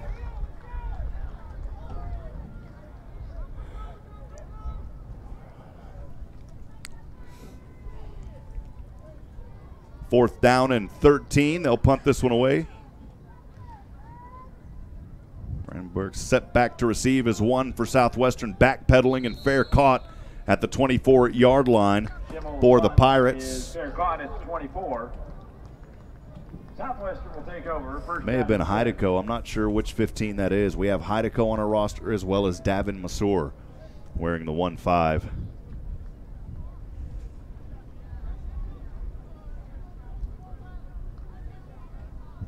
$11:49 to go. 3rd quarter action. Southwestern leading 7-3. They've got the ball back. After the punt, Southwestern will start on their own 24-yard line. On the right hash, Hover. 2 receivers down and up. Hover going to pitch back over to Devin Shaw, and Shaw will run his way forward, angling out of bounds on the left side up to the 29-yard line. Nice job there by Devin Shaw. Justin Percy. Run out of bounds by Percy. Galen beat the PA on that one. Thanks to David's good work over here pointing. We appreciate David helping us up here. 2nd down and 5 from the 29. Hover on the left hash. 2 receivers to the right. He's got to avoid pressure. Gets hit as he passes that one on the left side. The intended receiver, A.J. Daniels, incomplete around the 50. Hover was under pressure there. Nice penetration there on that right side by David Lewis, the linebacker from Mariaro, Louisiana. Thomas Jefferson High School product doing some work. The junior coming alive. 3rd down and 5 from the 29. Hover shotgun stands at the 24, dodges through his own defender on the backside. His blocker giving him room, and Hover's got the 1st down at the 39. Percy on the tackle, and that's enough for the Pirates. Doppler Dave weather update here in the booth from Doppler Dave. Radar is clear. Mostly cloudy. Tornado watch remains in effect until 6 p.m. Temperature down a degree, 88. Feels like 97. The wind south-southwest at 17. And 60% humidity still keeping. Thank you, Doppler Dave. First down and 10 from the 39. In motion is Brandenburg. Hover going to step back all alone now. Throws over. All alone is Devin Shaw. Shaw at the 30 to the left side. 20. Shaw still on his feet. Shaw to the 5, and he'll be brought down out of bounds on the left side. What a pass and reception by Devin Shaw. Faison Locke on the tackle. And Shaw will get that ball all the way to the 3-yard line. A 58-yard reception, and Southwestern is going to be stopped a yard short here on the keeper. 58-yard pass moments ago to Devin Shaw. And this time, Shaw, beg your pardon, Hover. On a 1-yard keeper, touchdown for Fred Hover. Southwestern.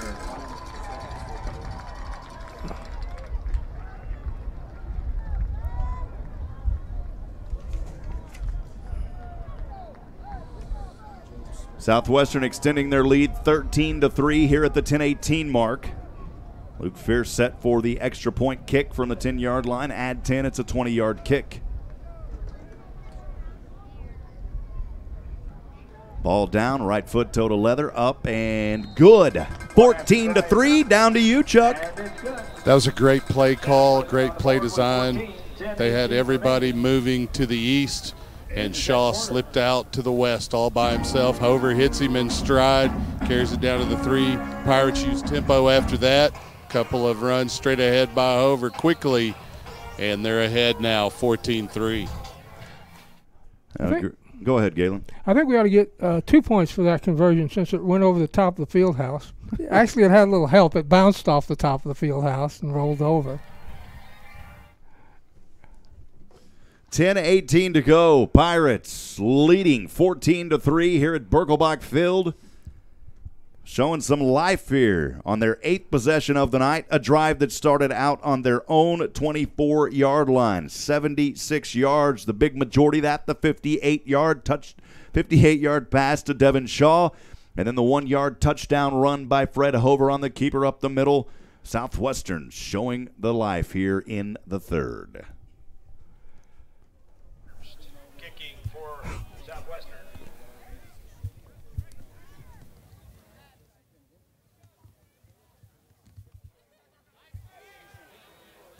On the kickoff from right to left. And did that go out of bounds, Galen? I didn't see that.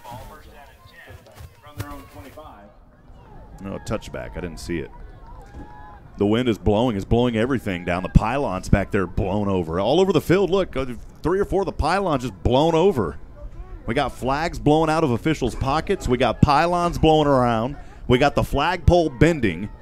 We got the trees twisting. Man, I hope the substation behind us to the left doesn't blow over, man. We'll lose power. First down and 10 for Belhaven on their own 25 after the touchback. Their 8th possession of the evening. And this time the handoff up the middle, still on his feet to the left side, and running is Brad Foley. Churning his legs as he goes, and Foley with a healthy first down. Near the 50, they're going to mark him down at the 47 on his own side of the field. Aaron Robinson again on that tackle. Ball's behind the 47-yard line. That was probably their best running play of the game as far as yardage. Yeah, up until this point, only 10 yards here on a first down and 10 from his own 47. McEachern will pass this one to the left side, and a hard-fought 5 yards by Noah Nix. Minifield in there on that tackle. Had Josiah Minifield on the SU Football Weekly with Coach Joe Austin. It's actually a 4-yard gain on that one to Nix. Second down and 6. Had a lot of great players so far. Those shows, Galen, of course, on Thursday nights. We've had some real intelligent gentlemen on there who have made it very entertaining for everybody. Absolutely. We may even have a few SHN employees down the road once they graduate. Some of these guys talking about sports broadcasting. Second down and 6 from their own 49. Belhaven on the left side. McEachern Glances through the sunshine. That one may have gotten his eye. Brad Foley, the intended receiver. It's incomplete, just inside the 50. 3rd down and 6.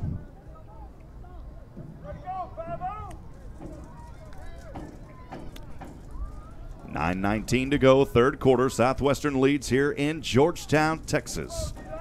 14-3 your score, 3rd down and 6 for Belhaven. Again, thanks to all the fans there in Jackson, Mississippi, and throughout the U.S. and abroad for joining us here to watch your team tonight. Of course, we're the broadcast for Southwestern, but we want everybody to feel like family here on SHN, so thank you for joining us. 3rd down and 6 from the 49. McEachern, left side in the sunshine, up, has his man at the 25 for the 1st down. Man, he had to look right into the sunshine, and Joey Walden able to pull that one down as the sun was peering in his face. 23-yard line. 1st down, Belhaven. 1st down and 10, now from the Southwestern 23. McEachern hands off over to Brad Foley. Foley tries to gut it up the middle, and he's only going to pick up maybe a yard. It'll be 2nd down and 9. Gary. Crawford on the tackle, short gain. 2nd down. 2nd down and 9.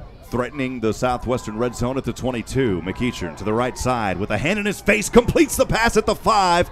On the right side, down near the 10. That one into the hands of LaMarcus Cardine.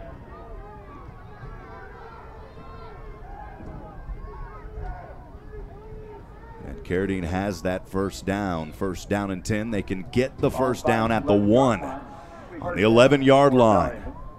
Shotgun stands McEachern, 2 receivers, and McEachern going to keep it here as he dodges his way forward and leaps for a few yards. It'll be 2nd down and 7 at the 9. I'll bring up 2nd down. Ball spot at the 8-yard line. Hey, wanted to mention a fun stat here. Appreciate that. Coming in 44 fans on the Belhaven side. Wow, coming all the way from Jackson, Mississippi. And I know you think, man, that's not really, but you talk about a team that's all the way in Jackson, Mississippi here in D3. Special shout out to those folks coming out here to Georgetown, Texas, and hopefully making a weekend. We hope you enjoy Georgetown. We appreciate you being here in our town. 2nd down and 7. The handoff on the left to Brad Foley. Foley tries to take that on the misdirection back inside. He'll be stopped. No gain on the play. Actually a loss, Galen, of 3. It'll go back down to that original line of scrimmage at the 11. It'll be 3rd down and 10. If you want to look at the names we've called on defense, who would you say made that play? It wouldn't be Aaron Robinson, would it? Brockman. Aaron Robinson made that one again. Either him or Brockman. You got 3 up front that do a lot of damage for these Pirates.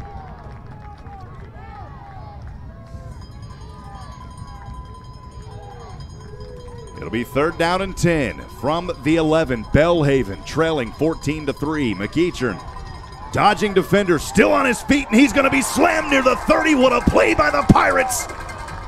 Is that defense coming through, putting a dagger on McEachern near the 30? It was Christopher Crawford saying, "Get out of my house, baby." Down at the 28-yard line. I'll bring up 4th down. Whose house is this? This is my house. I am the last one. 4th down and 27.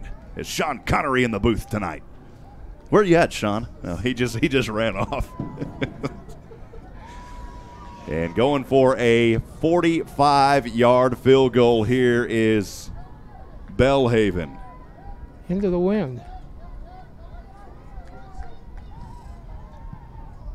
45-yard field goal is short, no good. Good effort there by the Blazers, but it falls short. Chuck, down to you, man. Sean Connery was just up here with us. We had to kick him out. Yeah, that was a very poor imitation of Mr. Connery if he wasn't actually there. He's had allergies. Concerned about it. He has allergies. The kick was in line there for Belhaven, but the wind knocked it down. The wind had slightly lessened and then picked right back up, a southwestern breeze, if you will. Appreciate Chuck down there on the sidelines. 1st down and 10 for the Pirates from their own 28th for the 9th time tonight. They've got the ball on the right side. Hover shotgun, 3 receivers to the left, 2 up. And one of them is A.J. Daniels, and he's got the reception at the 31. Fighting through a defender, stiff-arming, angling his way to the 35. He was pushed out of bounds. The clock will stop. And now it runs again. And Galen, I guess the rule is if you get pushed out, the clock continues to run. Can you help me on that? I don't think that's the way it is. You know, that's what I've seen throughout this entire season. We're going to have to get clarification on that. 8-yard gain, 2nd down and 2 from his own 28. As Hover in shotgun stands in a stance at the 31. Handoff back over on the left side. Markel Henderson. Markel, you will. Still on your feet across the 50. Markel in place of the injured Kalen Heim. Doing some damage here in the 3rd quarter for the Pirates at the 49. Step in and help your brothers. First down, Southwestern. Austin Russell was on the tackle. Drive that started on their own 28, now resting on the Belhaven 49. 1st down and 10 for the Pirates, 5:28 to go 3rd. SU leading 14-3. Pass over right, well out of the reach of Brandenburg at the 40. Incomplete, may have been tipped at the line. Austin Russell was in on the defense, and he tipped the ball. Bray, the intended receiver. Pass is incomplete. I'll bring up 2nd down. Go back and take a look at that replay there, as Mickey Holden got a good look on it. And it was tipped right there on the right side. 2nd down and 10 from the Belhaven 49. Trip package to the right, one receiver to the left is A.J. Daniels, who had the 1st down moments ago.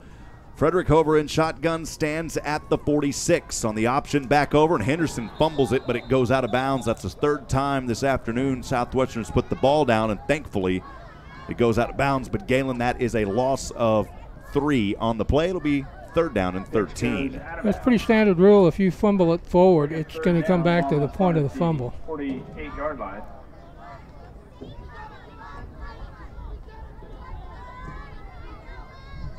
Third down at 13. Southwestern back on their side of the field now at the 48.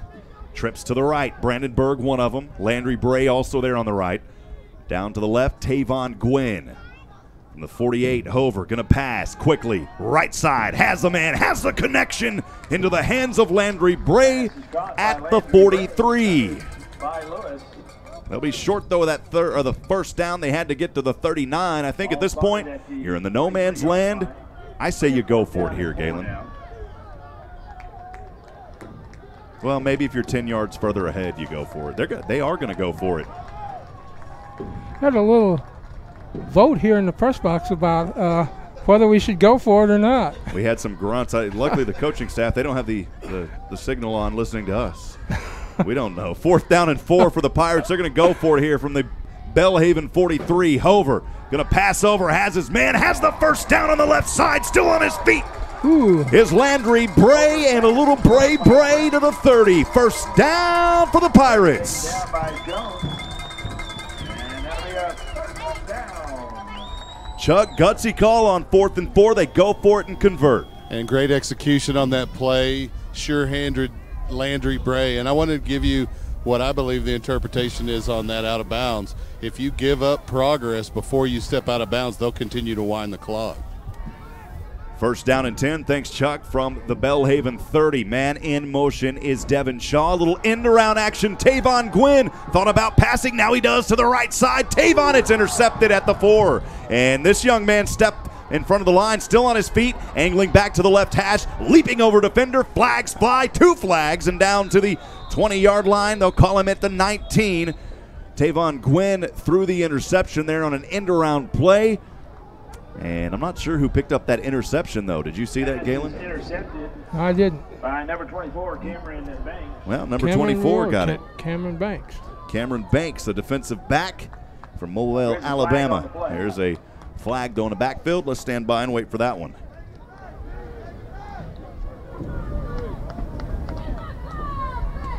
Doing the return. Illegal blocking back. Return team, number 8. Penalty of force, half distance to the goal from the spot of the foul. 1st down, Belhaven. So the interception stands. 1st down. Chuck, your thoughts on that one? Tavon trying to do a little trickeration. It didn't work out. Yeah, the play was designed for a throw. When he decided to not throw the 1st time, he probably should have just kept it and ran. He had about a good 6 or 8 yard gain in front of him. 23-17 over in Division 1 in the 4th quarter. Winding down. Texas going to win 23-17. Possibly Baylor has the ball. We've got split allegiances here in the press box on the Texas game. There's actually 5 minutes to go in that game. Baylor driving, trailing 23-17. We just had a Longhorn salute there by a member of two of them. First down and 10 from the 8-yard line is Belhaven. And only a 3-yard carry there. It'll be second down and 7. Now they give him 4, Galen. It'll be second down and 6. No, second down and 7. I beg your pardon.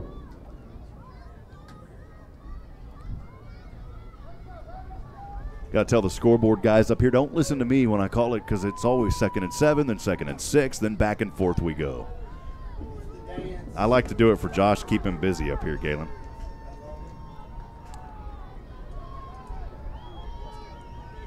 Second down and 7 from the 11, Belhaven. McEachern dodging traffic, now has it up, and it's incomplete. The intended receiver was Joey Walden at the 15. Great coverage by Southwestern on that play. It'll be third down and 7. Minifield was up there to get his hands in the way of the third down.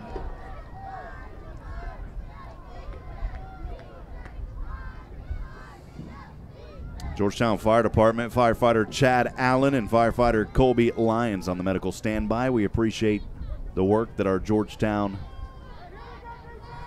Fire Department does and appreciate them being on standby. Of course, David Elin works with those guys here at Georgetown Fire Department. Third down and 7 from the 11 on their own side as McEachern steps back over the middle up, has his man at the 35 for the first down, and he has the potential to take this one to the house across the 25, back over to the right hash, and he will go all the way in for the 89-yard touchdown dagger into the hands of number 15, Joey Walden. Or was it number 5? It was number 5. It wasn't Walden. It was Jacob McNeil. 89 yards to Jacob McNeil. Yeah, big missed tackle there at about midfield on that. Extra point attempt, then I'll send it down to Chuck. Belhaven showing some life now here at the 2:14 mark in the third. What a pass and what a catch there by McNeil moments ago.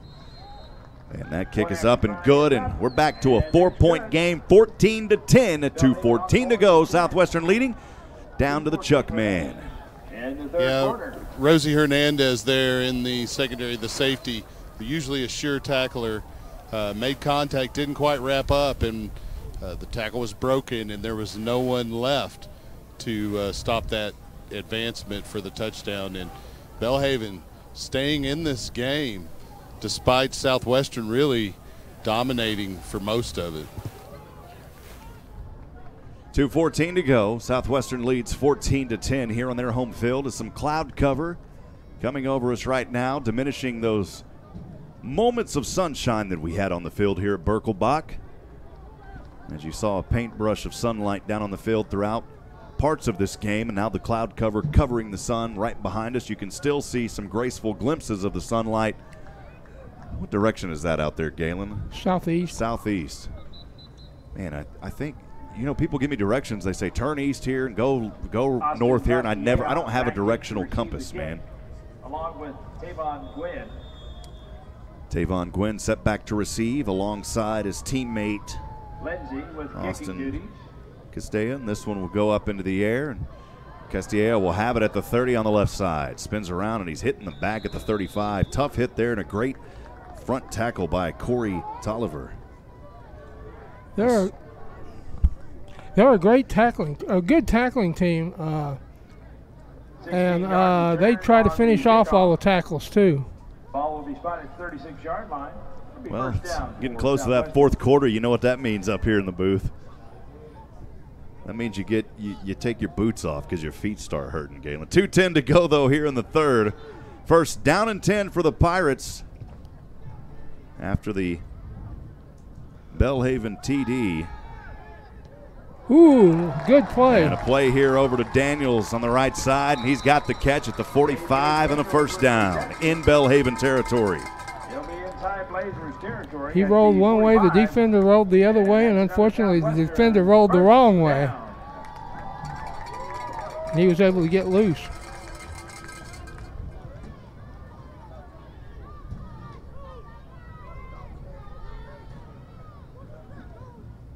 Pirates first down and 10 from the 45 of Belhaven. A drive here that started around their own 25. Belhaven may have came up with this one. It's intercepted on the play by Isaiah Blackman, the linebacker. Chuck, down to you on that. Yeah, Rob, that was just a very athletic play by number 10, the defensive end, as he timed his jump as soon as Hover released the football, and he caught it at the highest point as if he were a cornerback. Maybe he played a little corner in high school, but excellent play by the defensive end, number 10.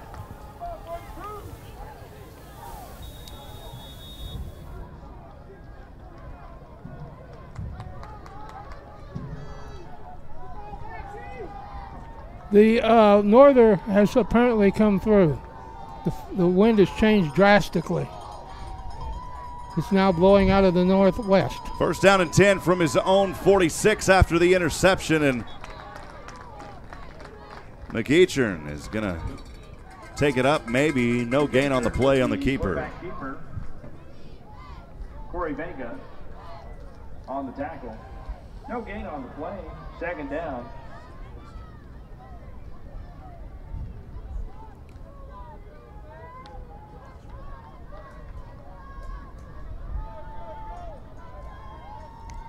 The 10th possession for Belhaven this afternoon. A drive here starting on their own 46, second down and 10 after the keeper no gain, and now a handoff and a loss of 1 as Noah Nix tried to gut it up the middle. And you could, unfortunately, you could tell immediately that he was hurt on the play. Great job by Aaron Robinson. He has been busy tonight on the defensive end. Because you had one of his teammates run up to him, and the Georgetown tackler both ran up to him to see if he was okay. Southwestern tackler, just to see if he was okay. But he went down, and there was no shortage of people coming over to check to see how he was. Injury on the field. We'll take a quick break as well, as that Northern did just blow through. You know, it even feels a little cooler up here in the press box after that. 53 seconds to go. The injured player, Noah Nix, who was on that carry moments ago, able to walk off on his own. We'll take a quick break. Stay with us. SHN coverage of Southwestern Pirate football here in the ASC continues in a few moments.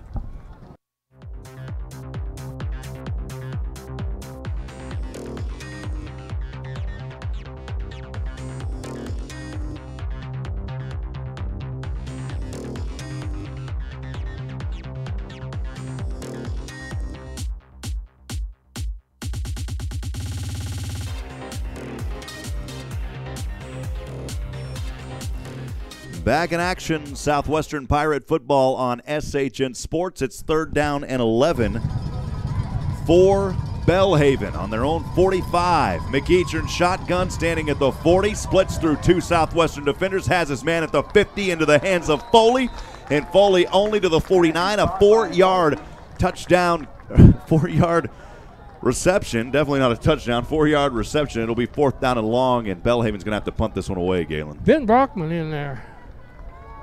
Been a Brockman and Robinson type night. Castilla set back to receive this one just outside of his own 20, standing at the 22. The wind has changed. He might think about going back a little further. That will be the end of the third quarter. No, he won't. Now.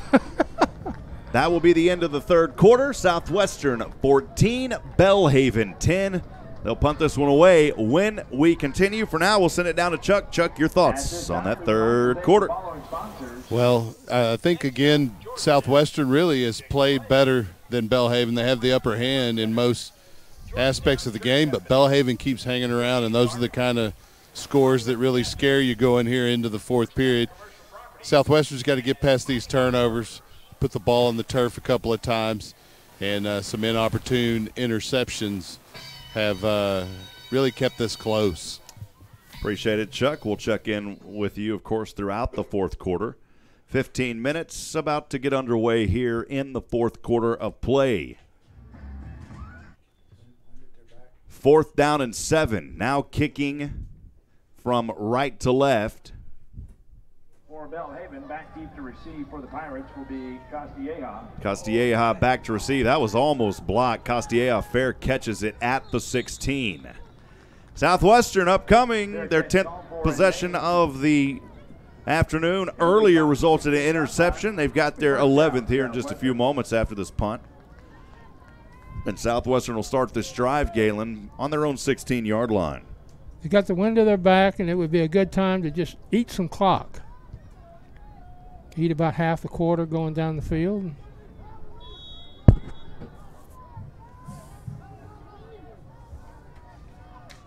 First down and 10 from his own 16. Hover on the right hash. Triplets stacked up in a group to the left. One receiver. To the right is Tavon Gwynn. Hover going to keep it here across the 15, and he stopped for no gain on the play. Back to the original line of scrimmage at the 16. Great tackle there by Osborne and company.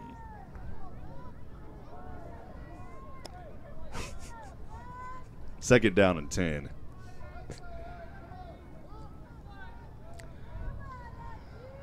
I think the Powerade's hitting me, Galen. Second down and 10 from the 16. Hover, shotgun. Same formation with those trips to the left. Going to pitch this one forward over to Markel Henderson, and Markel's got daylight across the 35 to the 40 on the right side. Markel having a date with number 40 there at that 40-yard line all the way to the 41. Markel Henderson doing a fine job in the place of the injured Kalen Hine.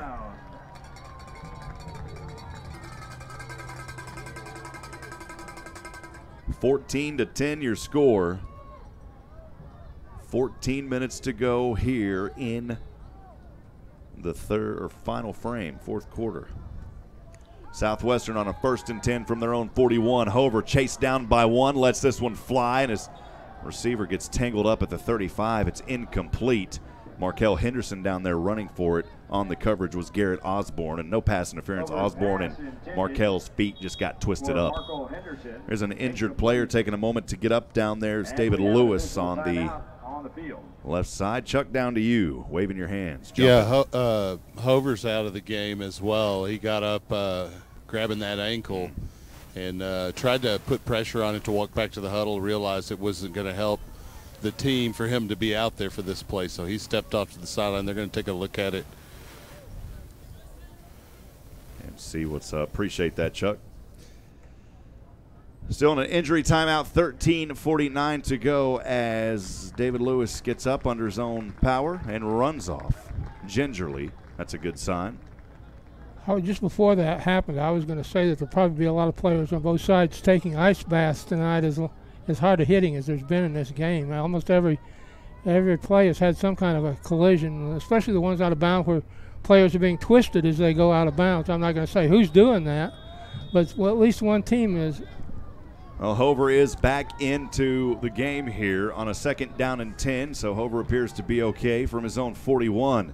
Southwestern 267 total yards, trying to add more to the mix here. Hover airs one right side up and out of the reach of Tavon Gwynn at the 35. Boy, right through his fingertips.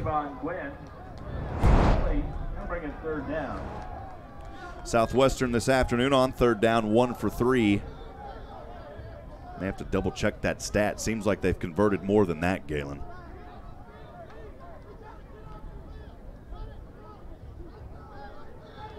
The Pirates averaging 8.8 yards a play, only 3.5 for Belhaven. 3rd down and 10 from his own 41. Hover has all day, airs another one up. Tavon's getting held at the 30, no flag. There it goes. And that's going to be pass interference. I don't think there was any doubt on that one. It came late. We'll see it on the replay here. Maurice Stewart, apparently, according to David's eyes, which are better than mine, was the perpetrator of the pass interference. Chuck, down to you. You know, the flag was being blown out of their pocket earlier, so they stuffed it way down in the pocket. It was difficult to get out. Clearly a hold. That's what it was. They have the weighted flags now, a little lead in the bottom of them, like those old lead fishing weights back before people thought lead was – that's not good for you. Oh, goodness. 1st down and 10. Southwestern now has the ball in the Belhaven territory at the 49. 13:35 to go. The Pirates lead by 4, 14-10. 1st and 10 for Hover on the Belhaven 49. Triplets to the left. Down to the right, a receiver. And Hover going to keep it. Has daylight angling to the 30. And inside at the 29-yard line. What a run by Hover. David Hudson was in on the tackle again. He's been a busy man tonight, or this afternoon, or whatever. Ball spot at 29, and that's another Southwestern first down.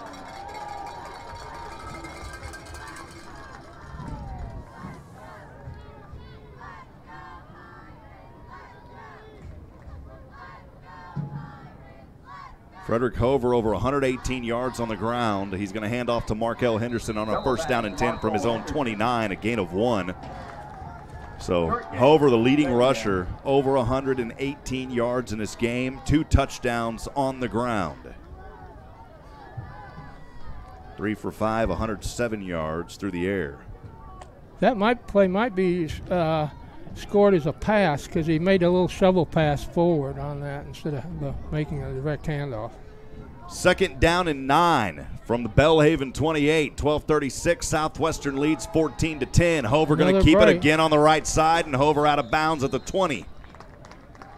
Hover with the 8-yard keeper. Close to a first down. He'll be taken out of bounds. 1 yard short. It'll be 3rd down and 1. And that'll be enough for the Pirates. They do move it up. Southwestern's got the first down. Inside the red zone at the 19-yard line now. First down and 10. Henderson the back to the left. 3 receivers to the left. Landry Bray, Brandon Berg, and A.J. Daniels. Anthony Stevens on the right. Hover standing at the 24 in shotgun. Henderson to his left. Snap back. Handoff on the misdirection. Markel trying to dodge his way back inside, and he's going to be brought down for a loss on the play. Marco Henderson with the carry. To the 18-yard line. Beg your pardon, to the 22-yard line. 3-yard loss. It'll be 2nd and 13. Another player down.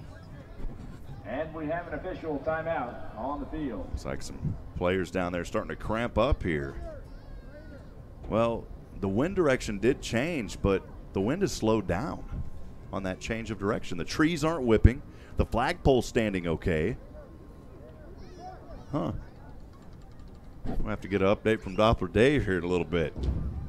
He's not AWS certified. He may be working on that, though. American Meteorological Society, he may have something going. Also, the National Weather Service.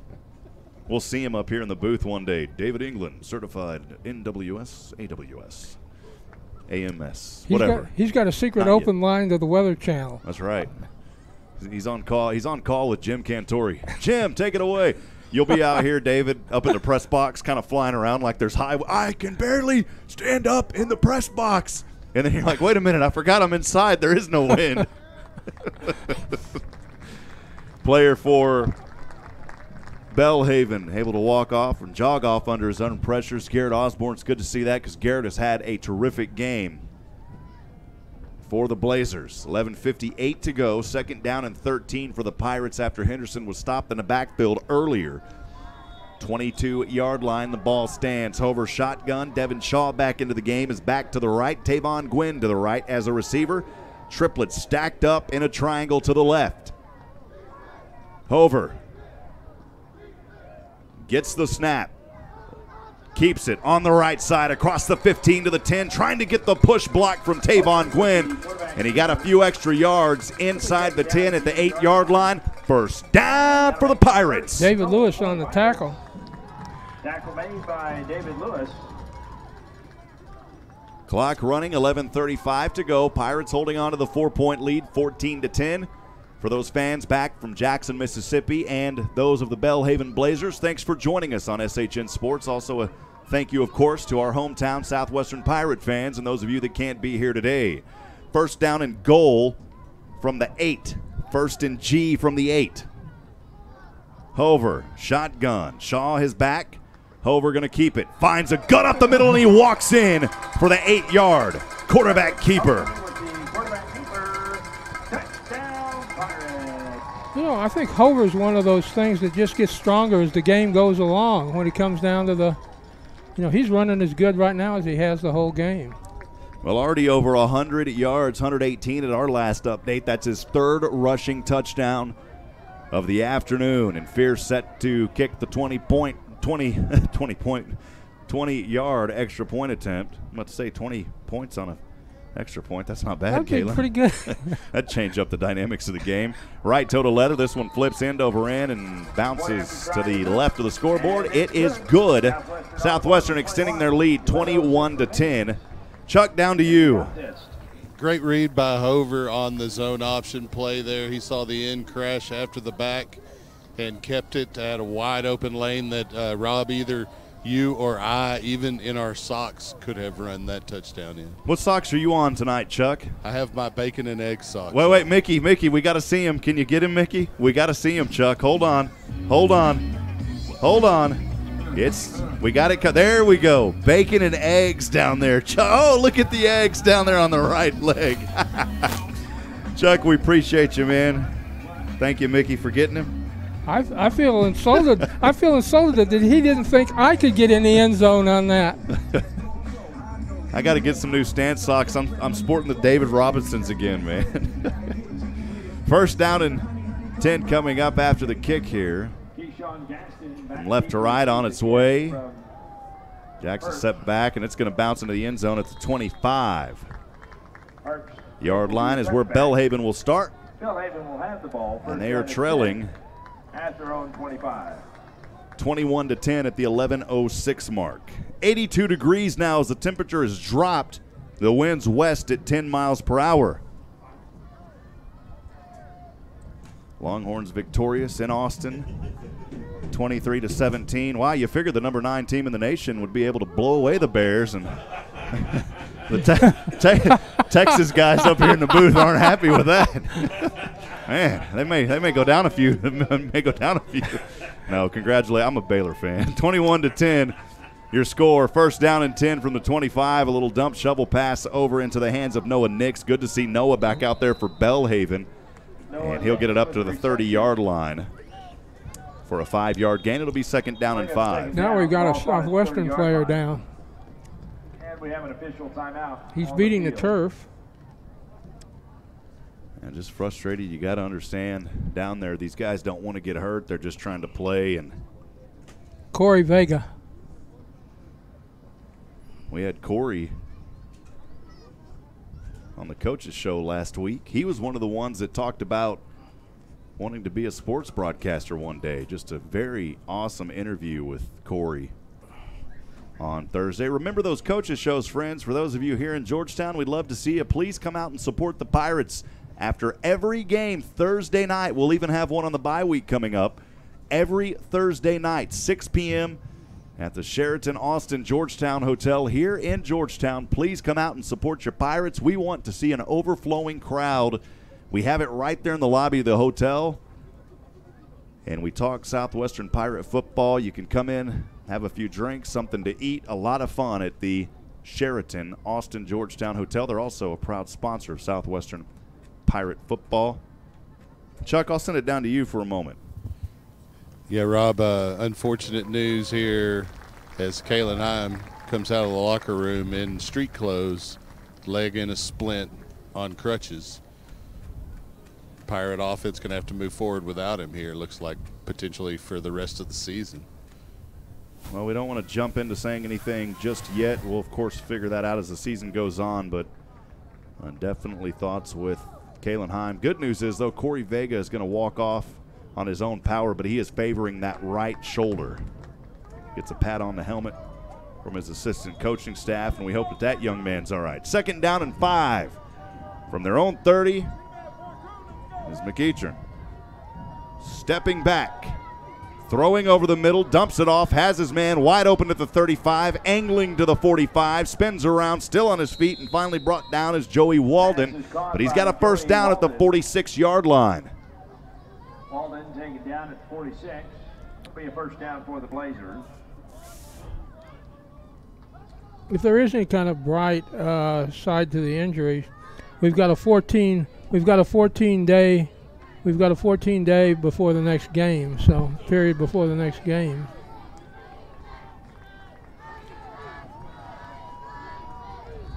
Talk about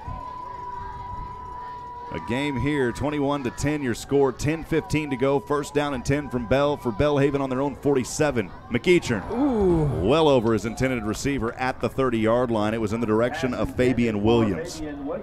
Great coverage there by Southwestern. Rosario Hernandez on that, and it was right through his hands almost on that one. Rosie Hernandez Jr. coming up big again on defense for the Pirates. He's had a few plays here this afternoon. Second down and 10. From their own 47, 10-10 to go. Belhaven trailing 21-10. Snap back.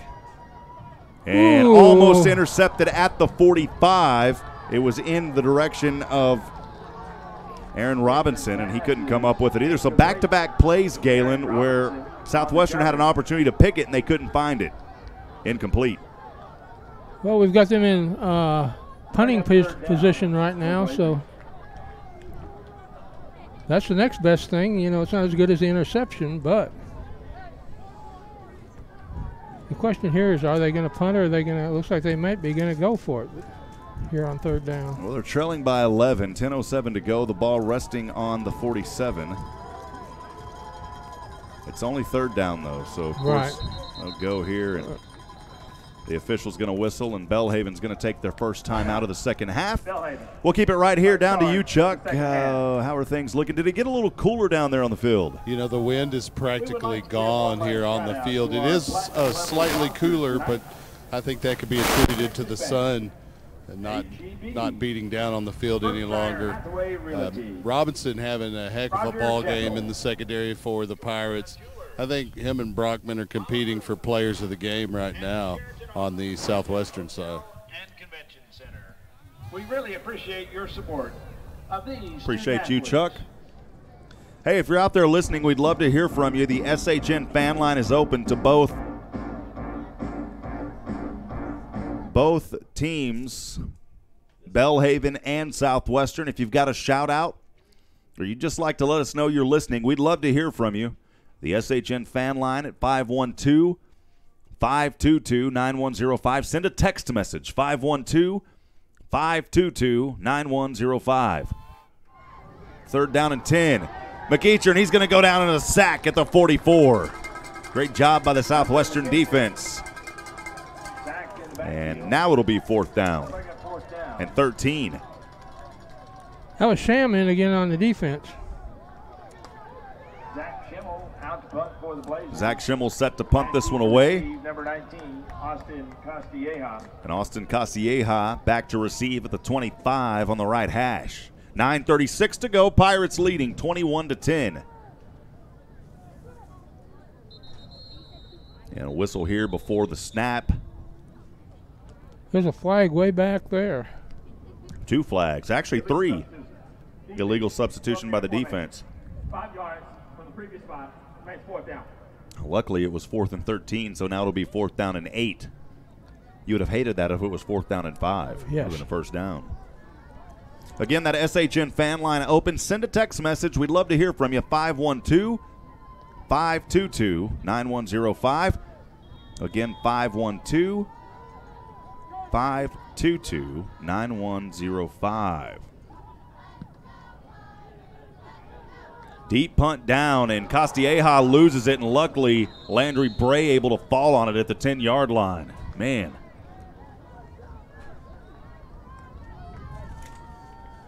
Schimmel's kick is down at the 9-yard line. Rosario Hernandez.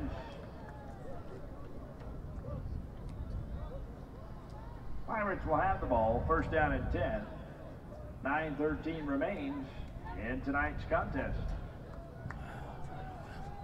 9:13 to go, first down and 10 for the Pirates. They'll start this drive backed up on their own 9-yard line. This is the most unfavorable field position they've had all afternoon, but they do have the 21-10 lead.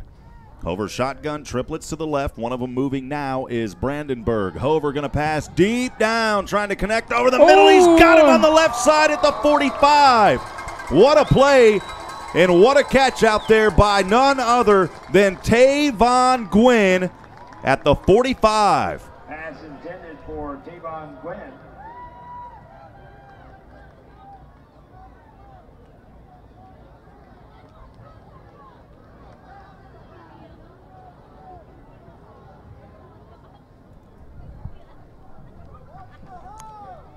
That was a good catch there, Galen, by Tavon.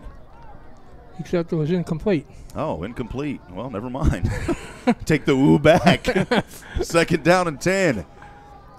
Hover going to keep it here. Across the 20. Hover's got life. It's Tavon Gwynn giving him a block across the 40. First down for the Pirates at the 41. He's really hurting now. He's coming out. 32-yard keeper by Fred Hover. I would be surprised if he is getting close to 200 yards on the ground tonight.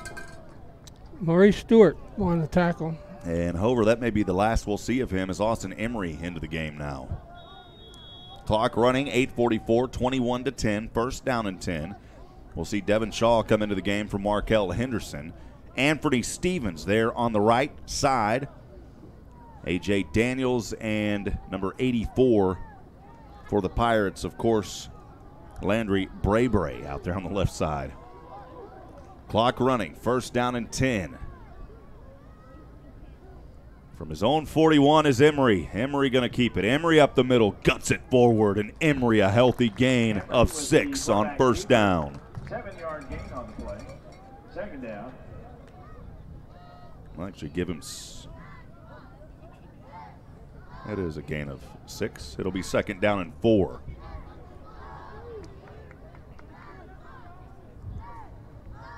Alante Shines making an appearance here in the game on the left side.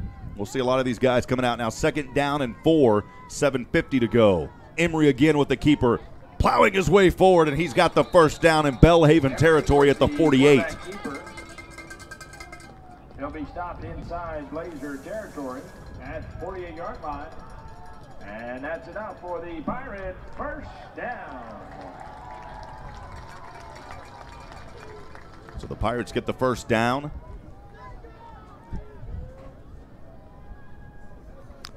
Landry Bray into the game. Brandenburg will line up as a receiver to the left. 2 receivers to either side. 1st down and 10 on the Belhaven 48.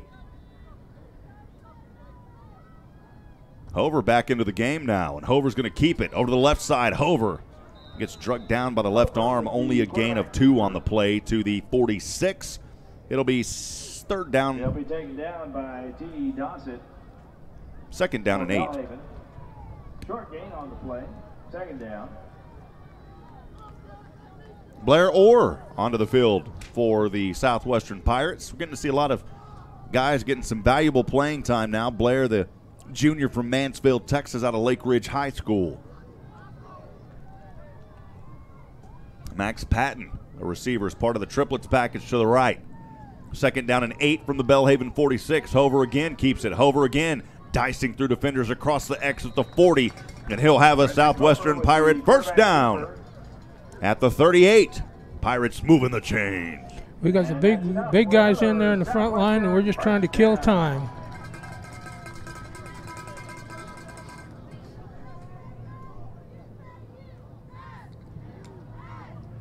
A.J. Daniels, Landry Bray to the left. 1 receiver all alone to the right. 1st down and 10 from the Belhaven 38. Emery back in at quarterback. Gets a direct snap. Emery on the keeper. Spinning around. Someone pulling the string on that top, and he'll get it to the 31, maybe the 30-yard line. The quarterback keeper. He'll make it down to the 30-yard line. Healthy gain of 8 yards on the keeper. 2nd down and 2. 5:42 to go here in the final quarter of play. Galen, we're going to get out of here before 7 o'clock tonight. OT. Everybody in favor of OT. 2nd down and 2. Emery bouncing around. Playing Plinko down there. Somebody call the Price is Right. We got a winner. And he'll have the 1st down or close to it. We'll see where they mark the ball. He was very close. 3rd down. And they're going to say he was a yard short. 3rd down, he was at the 29. He's got to get to the 28. Hover back in at quarterback. Bray and A.J. Daniels line up as the receiver to the left. David Brandenburg to the right.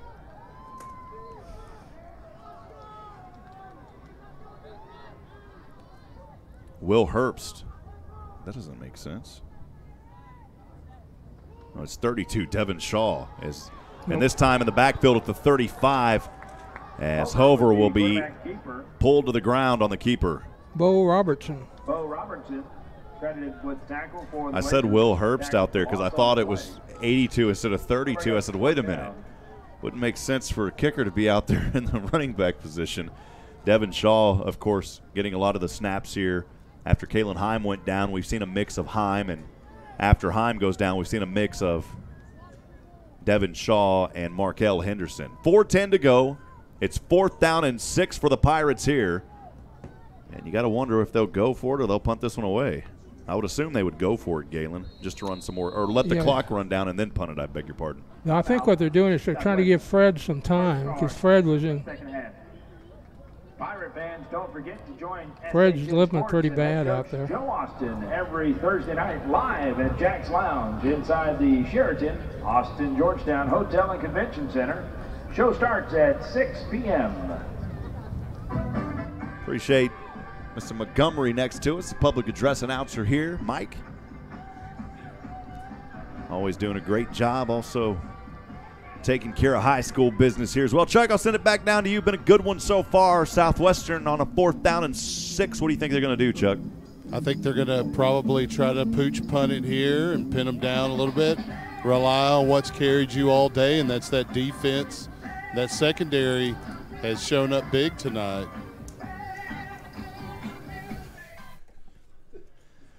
It is 4th down and 6. And I would assume Southwestern would pooch punt it here. We'll see if we'll see if Fred Hover changes his stance. Right now, standing at the 40. Well, they're going to go for it here on a 4th and 6. Hover's going to roll to his left. No one behind him. Up over, has incomplete at the 25. The intended receiver there was Landry Bray, incomplete on the left side around the 35, and that'll be a turnover on downs at the 3:53 mark. Southwestern leading 21-10. Chuck, I'm kind of surprised there. I really thought that Southwestern was going to pooch punt it. We've seen that happen where Hover will step back and do that. He didn't do it there. Well, and I think the reliance on the defense or the confidence in the defense plays in both of those decisions, either to go for it or pooch punt it. In fact, going for it shows you have that much more confidence in your defense to stop Belhaven here. Also, you with just under 4 minutes still to go, you're working in a two-score advantage, two-possession advantage. So. McEachern in the sunshine, one of the only spots on the field right now that's got any sunshine. Steps out of it on a 1st and 10 from his own 35, avoids one defender, throws, and it's a 1st down at the 50 into the hands of his receiver, Jacob McNeil. Great play and execution there by Belhaven. He'll be down at midfield strike. That's 1st down. 12th possession of the afternoon for Belhaven. They've got a touchdown and a field goal on this one. 1st and 10 from the 50. McEachern over the middle, incomplete at the 42. The pass was going into the direction of his intended receiver, LaMarcus Carradine. Tanner Rogers. Christopher Crawford on the coverage. Yeah, it's Christopher Crawford on the coverage. It went right through his hands, too.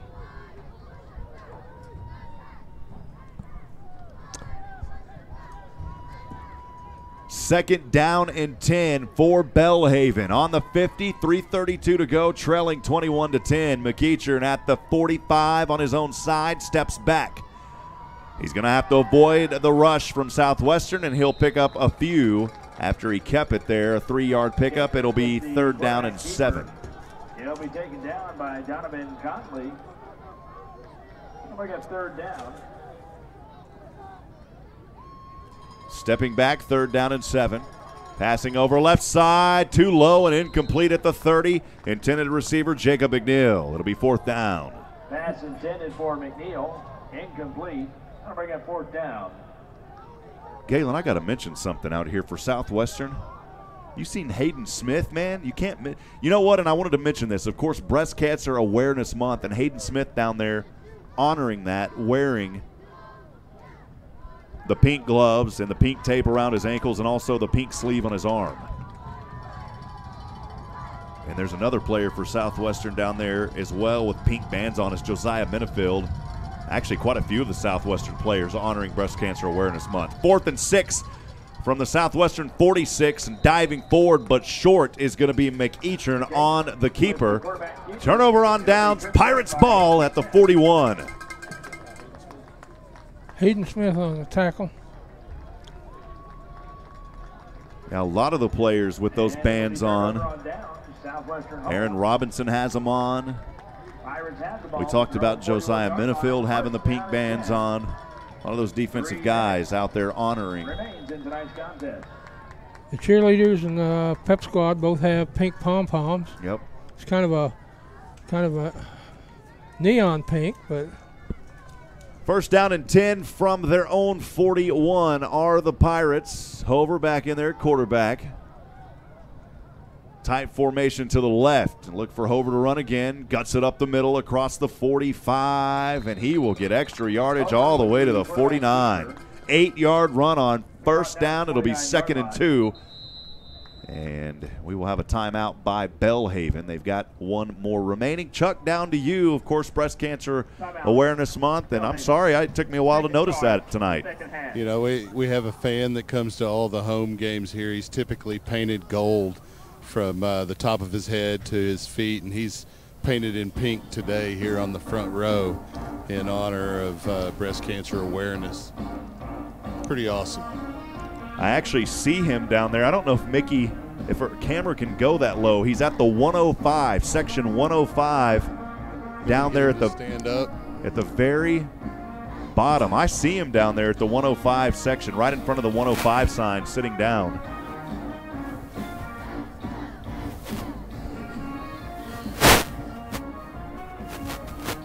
I'm not sure if Mickey's camera can get it. There he is standing up.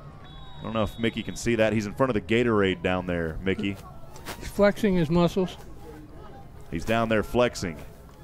And it may be an awkward angle where Mickey's at, so he's in front of the 40-yard at the 40-yard line. Mickey, there you go, Mickey. Now there you go. You got him down there in front of the Gatorade. We appreciate that, man. And it says Slim on there. On a 2nd down and 2, Hover on the keeper, and he will have a Southwestern Pirate first down at the 45. Pretty cool stuff down there, Chuck, to see these folks honoring people here. That's true, and it's even cooler to watch a guy like Ben Hover gut it out here. Gimpy coming in and out with his backup quarterback, fighting through this game, trying to hang on to this win late. And we've seen Fred Hover in and out here in this final quarter. Austin Emery will now go back onto the field. 1st and 10 from the Belhaven 45. 2:15 to go. Pirates on their way to a victory here, 21-10. Emery finds life on the left side at the 40, and he's finally pulled down hard there for the tackle after a 5-yard gain. Tackle made by Isaiah Blackman. Isaiah Blackman with the tackle out there on the 1-0, and Belhaven will use their final time out. That tackle there kind of reminded me of steer wrestling at the rodeo.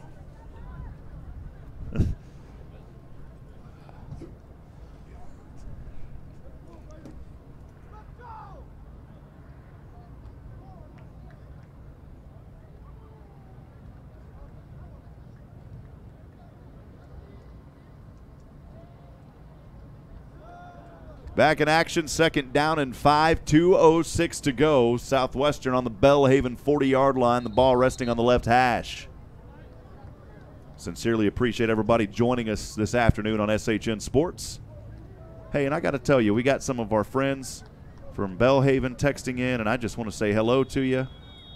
Daily shout out to Coach Mass. Thanks for the broadcast. Go Pirates. We appreciate you.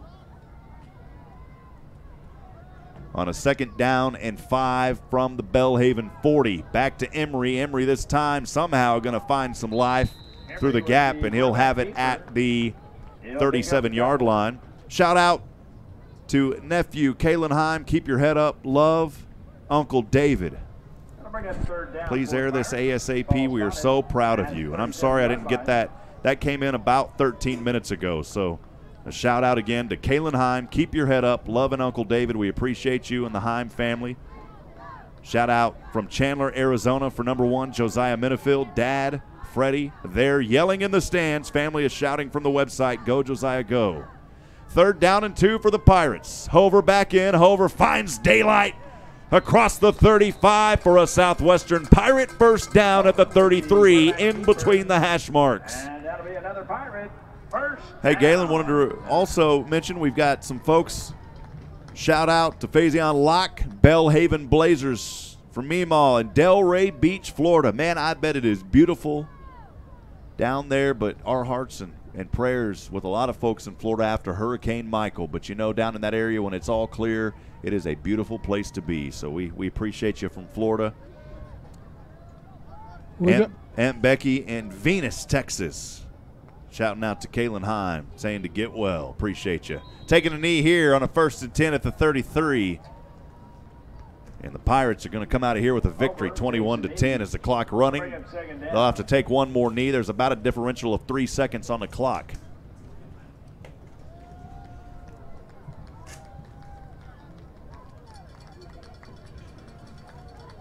Appreciate everybody joining us out there in internet land, YouTube land. Interwebs. It's always a fun time to watch Southwestern Pirate football on SHN Sports. Man, Chuck on the sidelines like, just stop. Just stop. And, folks, that'll do it as the clock strikes 0 here at the 6:34 mark. Your Southwestern Pirates victorious on their home field here in Georgetown, Texas. Belhaven will fall to 1-5, 1-4 in American Southwest Conference play. Southwestern improves above 500 overall now at 4-3. They will go to an even 500 at 3-3 in ASC play. Galen, a great game and a much-needed win for Southwestern. They took care of business against a very tough and competitive Belhaven Blazer team. It got back to 500 on the season in the conference play, and that sets it up for the final 3 games of the season. Southwestern University Department of Athletics. Actually, thank you for attending tonight's game. Well, friends out there, even those of you from Belhaven, if you've enjoyed the broadcast here and would like to hear more of some of the ASC play at Southwestern and also the Southwestern fans, please make sure to subscribe to our YouTube channel at youtube.com/SHN Sports and the number 1. Again, it's youtube.com/SHN Sports 1. Please subscribe to us. We'd love to hear from you. And as we go live, you'll know when we go live. So once again, youtube.com/SHN Sports and the number 1. And I was going to talk to Chuck. Chuck, a great game. I would assume that Coach is going to come up here tonight, but I'll send it down to you just for a little bit regardless. Great game, Rob, Chuck. I would expect the same, and I'll be interested to see who he brings up in terms of players, whether or not those will be offensive or defensive guys, because really defense carried the day today for the Southwestern Pirates. The offense did just enough to win and possess the ball, and obviously they gained some yardage, but probably didn't play to the level that Coach Austin expects from them. But the defense showed up big today, and they get the win as a result. Well, all the Southwestern players, I'm not sure if Mickey's still down over there, but if you could zoom in down there on the 40 and check out Southwestern down here. Thank you, Mickey. Doing fine work as always.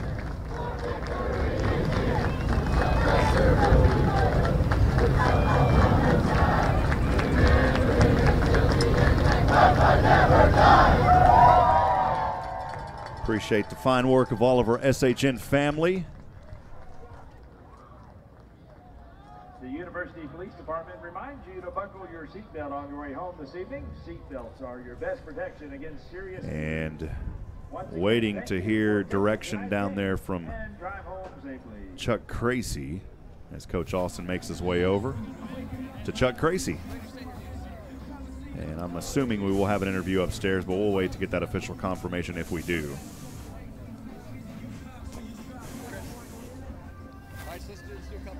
I'll talk to these guys first. Okay. Hey, Rob, you there? Yeah. Yeah, we're going to go ahead and take care of it down here. Okay. We'll start first with linebacker number 50, Chris Crawford. A pretty good ball game for your defense today, Chris. Yes, sir. We got it done. It was enough. We had some injuries on offense, and defense had to come through on that one. So Y'all stepped up really big there in the linebacker core and in the secondary. There was one of your linebacker mates also, Brockman, was making quite a few tackles as well. So between you and Brockman and the secondary with Robinson, y'all really showed up big today and shut down a pretty good Belhaven offense. So going forward, can we expect that kind of play from you guys? yes, sir. I think we're improving every week. So I think that kind of level of enthusiasm should show up every week and just get better and better. You got to give me a little bit of experience from your point of view. How's it feel to sack a quarterback? It felt good. It always feels good to get in there and sack him. Just, everybody has their eyes on you at that point. So Great play game today. Good job. Landry? Yes, sir. How are you? I'm doing well. It was a good win. Yeah, it was a big win. Offense probably didn't play to the level that you're used to. Yeah, Defense picked you up, but you receivers doing a lot of blocking this season, all season, but especially today. Talk about how much y'all work at the blocking aspect of being a receiver. Oh, we take pride in our blocking. That's my personal favorite thing to do, and I know it's a lot of those guys' favorite things to do is to block. So, we go out there every week, try to bump heads, get after them a little bit.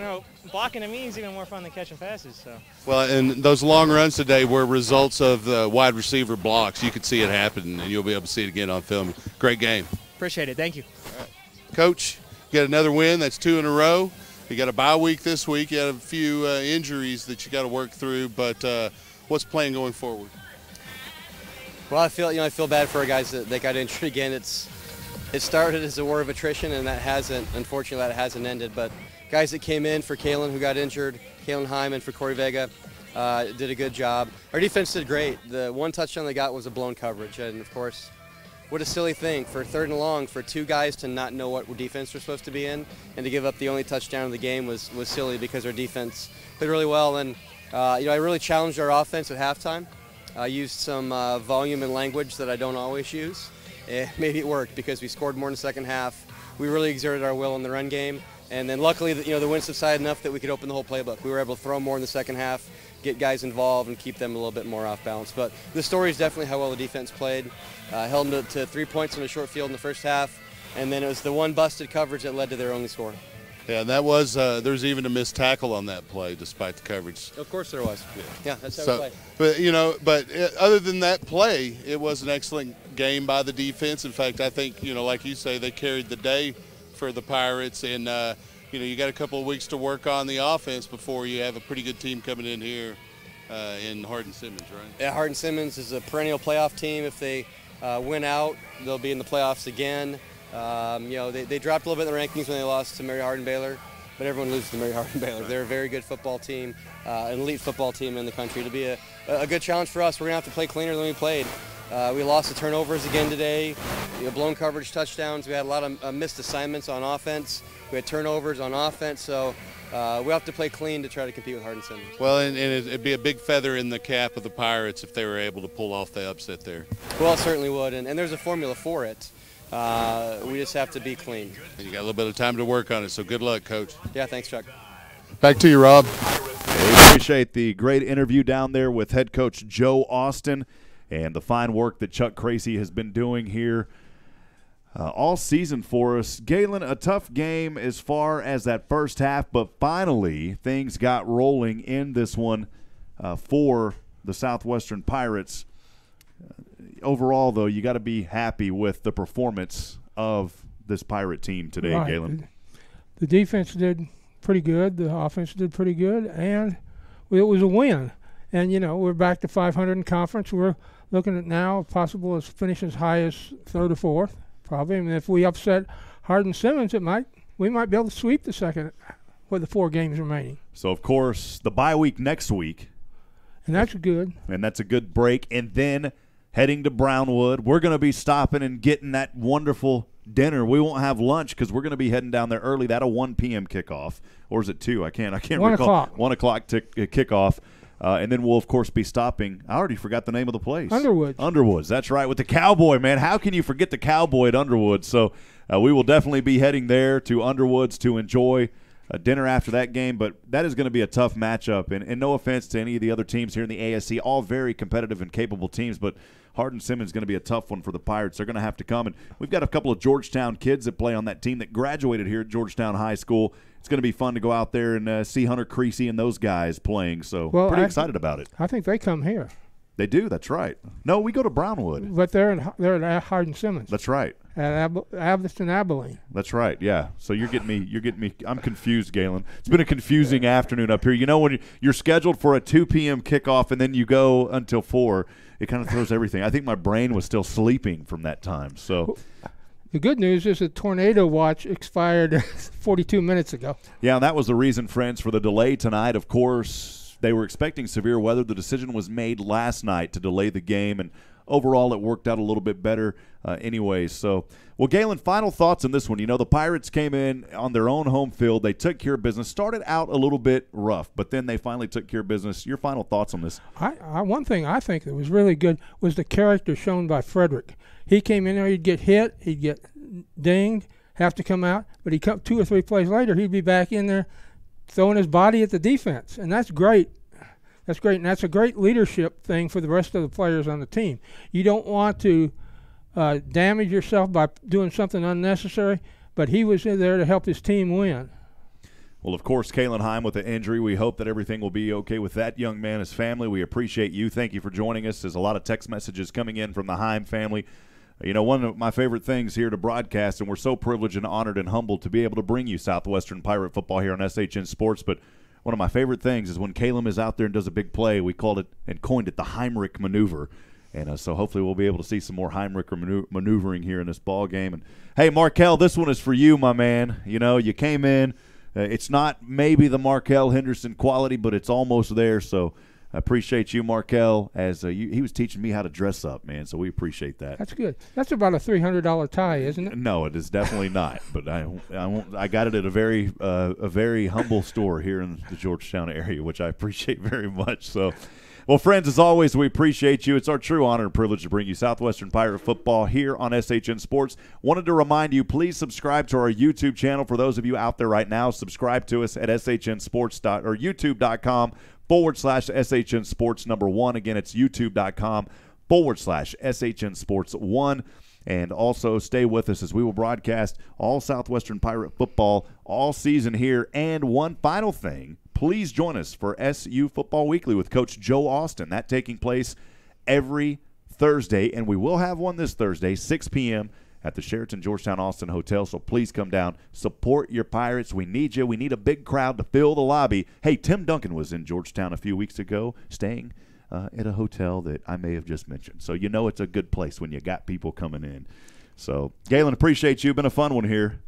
I'm Rob Hipp for Galen, Wellnicki, Michael Francis, Nathan Height, David England, Joshua Harris, Chuck Cracy, and Mickey Holden. I'm Rob Hipp again, wishing you well. Thank you for joining us. Remember, friends, as I end every broadcast, reminding you we're not strong enough alone to make it on our own. We need each other.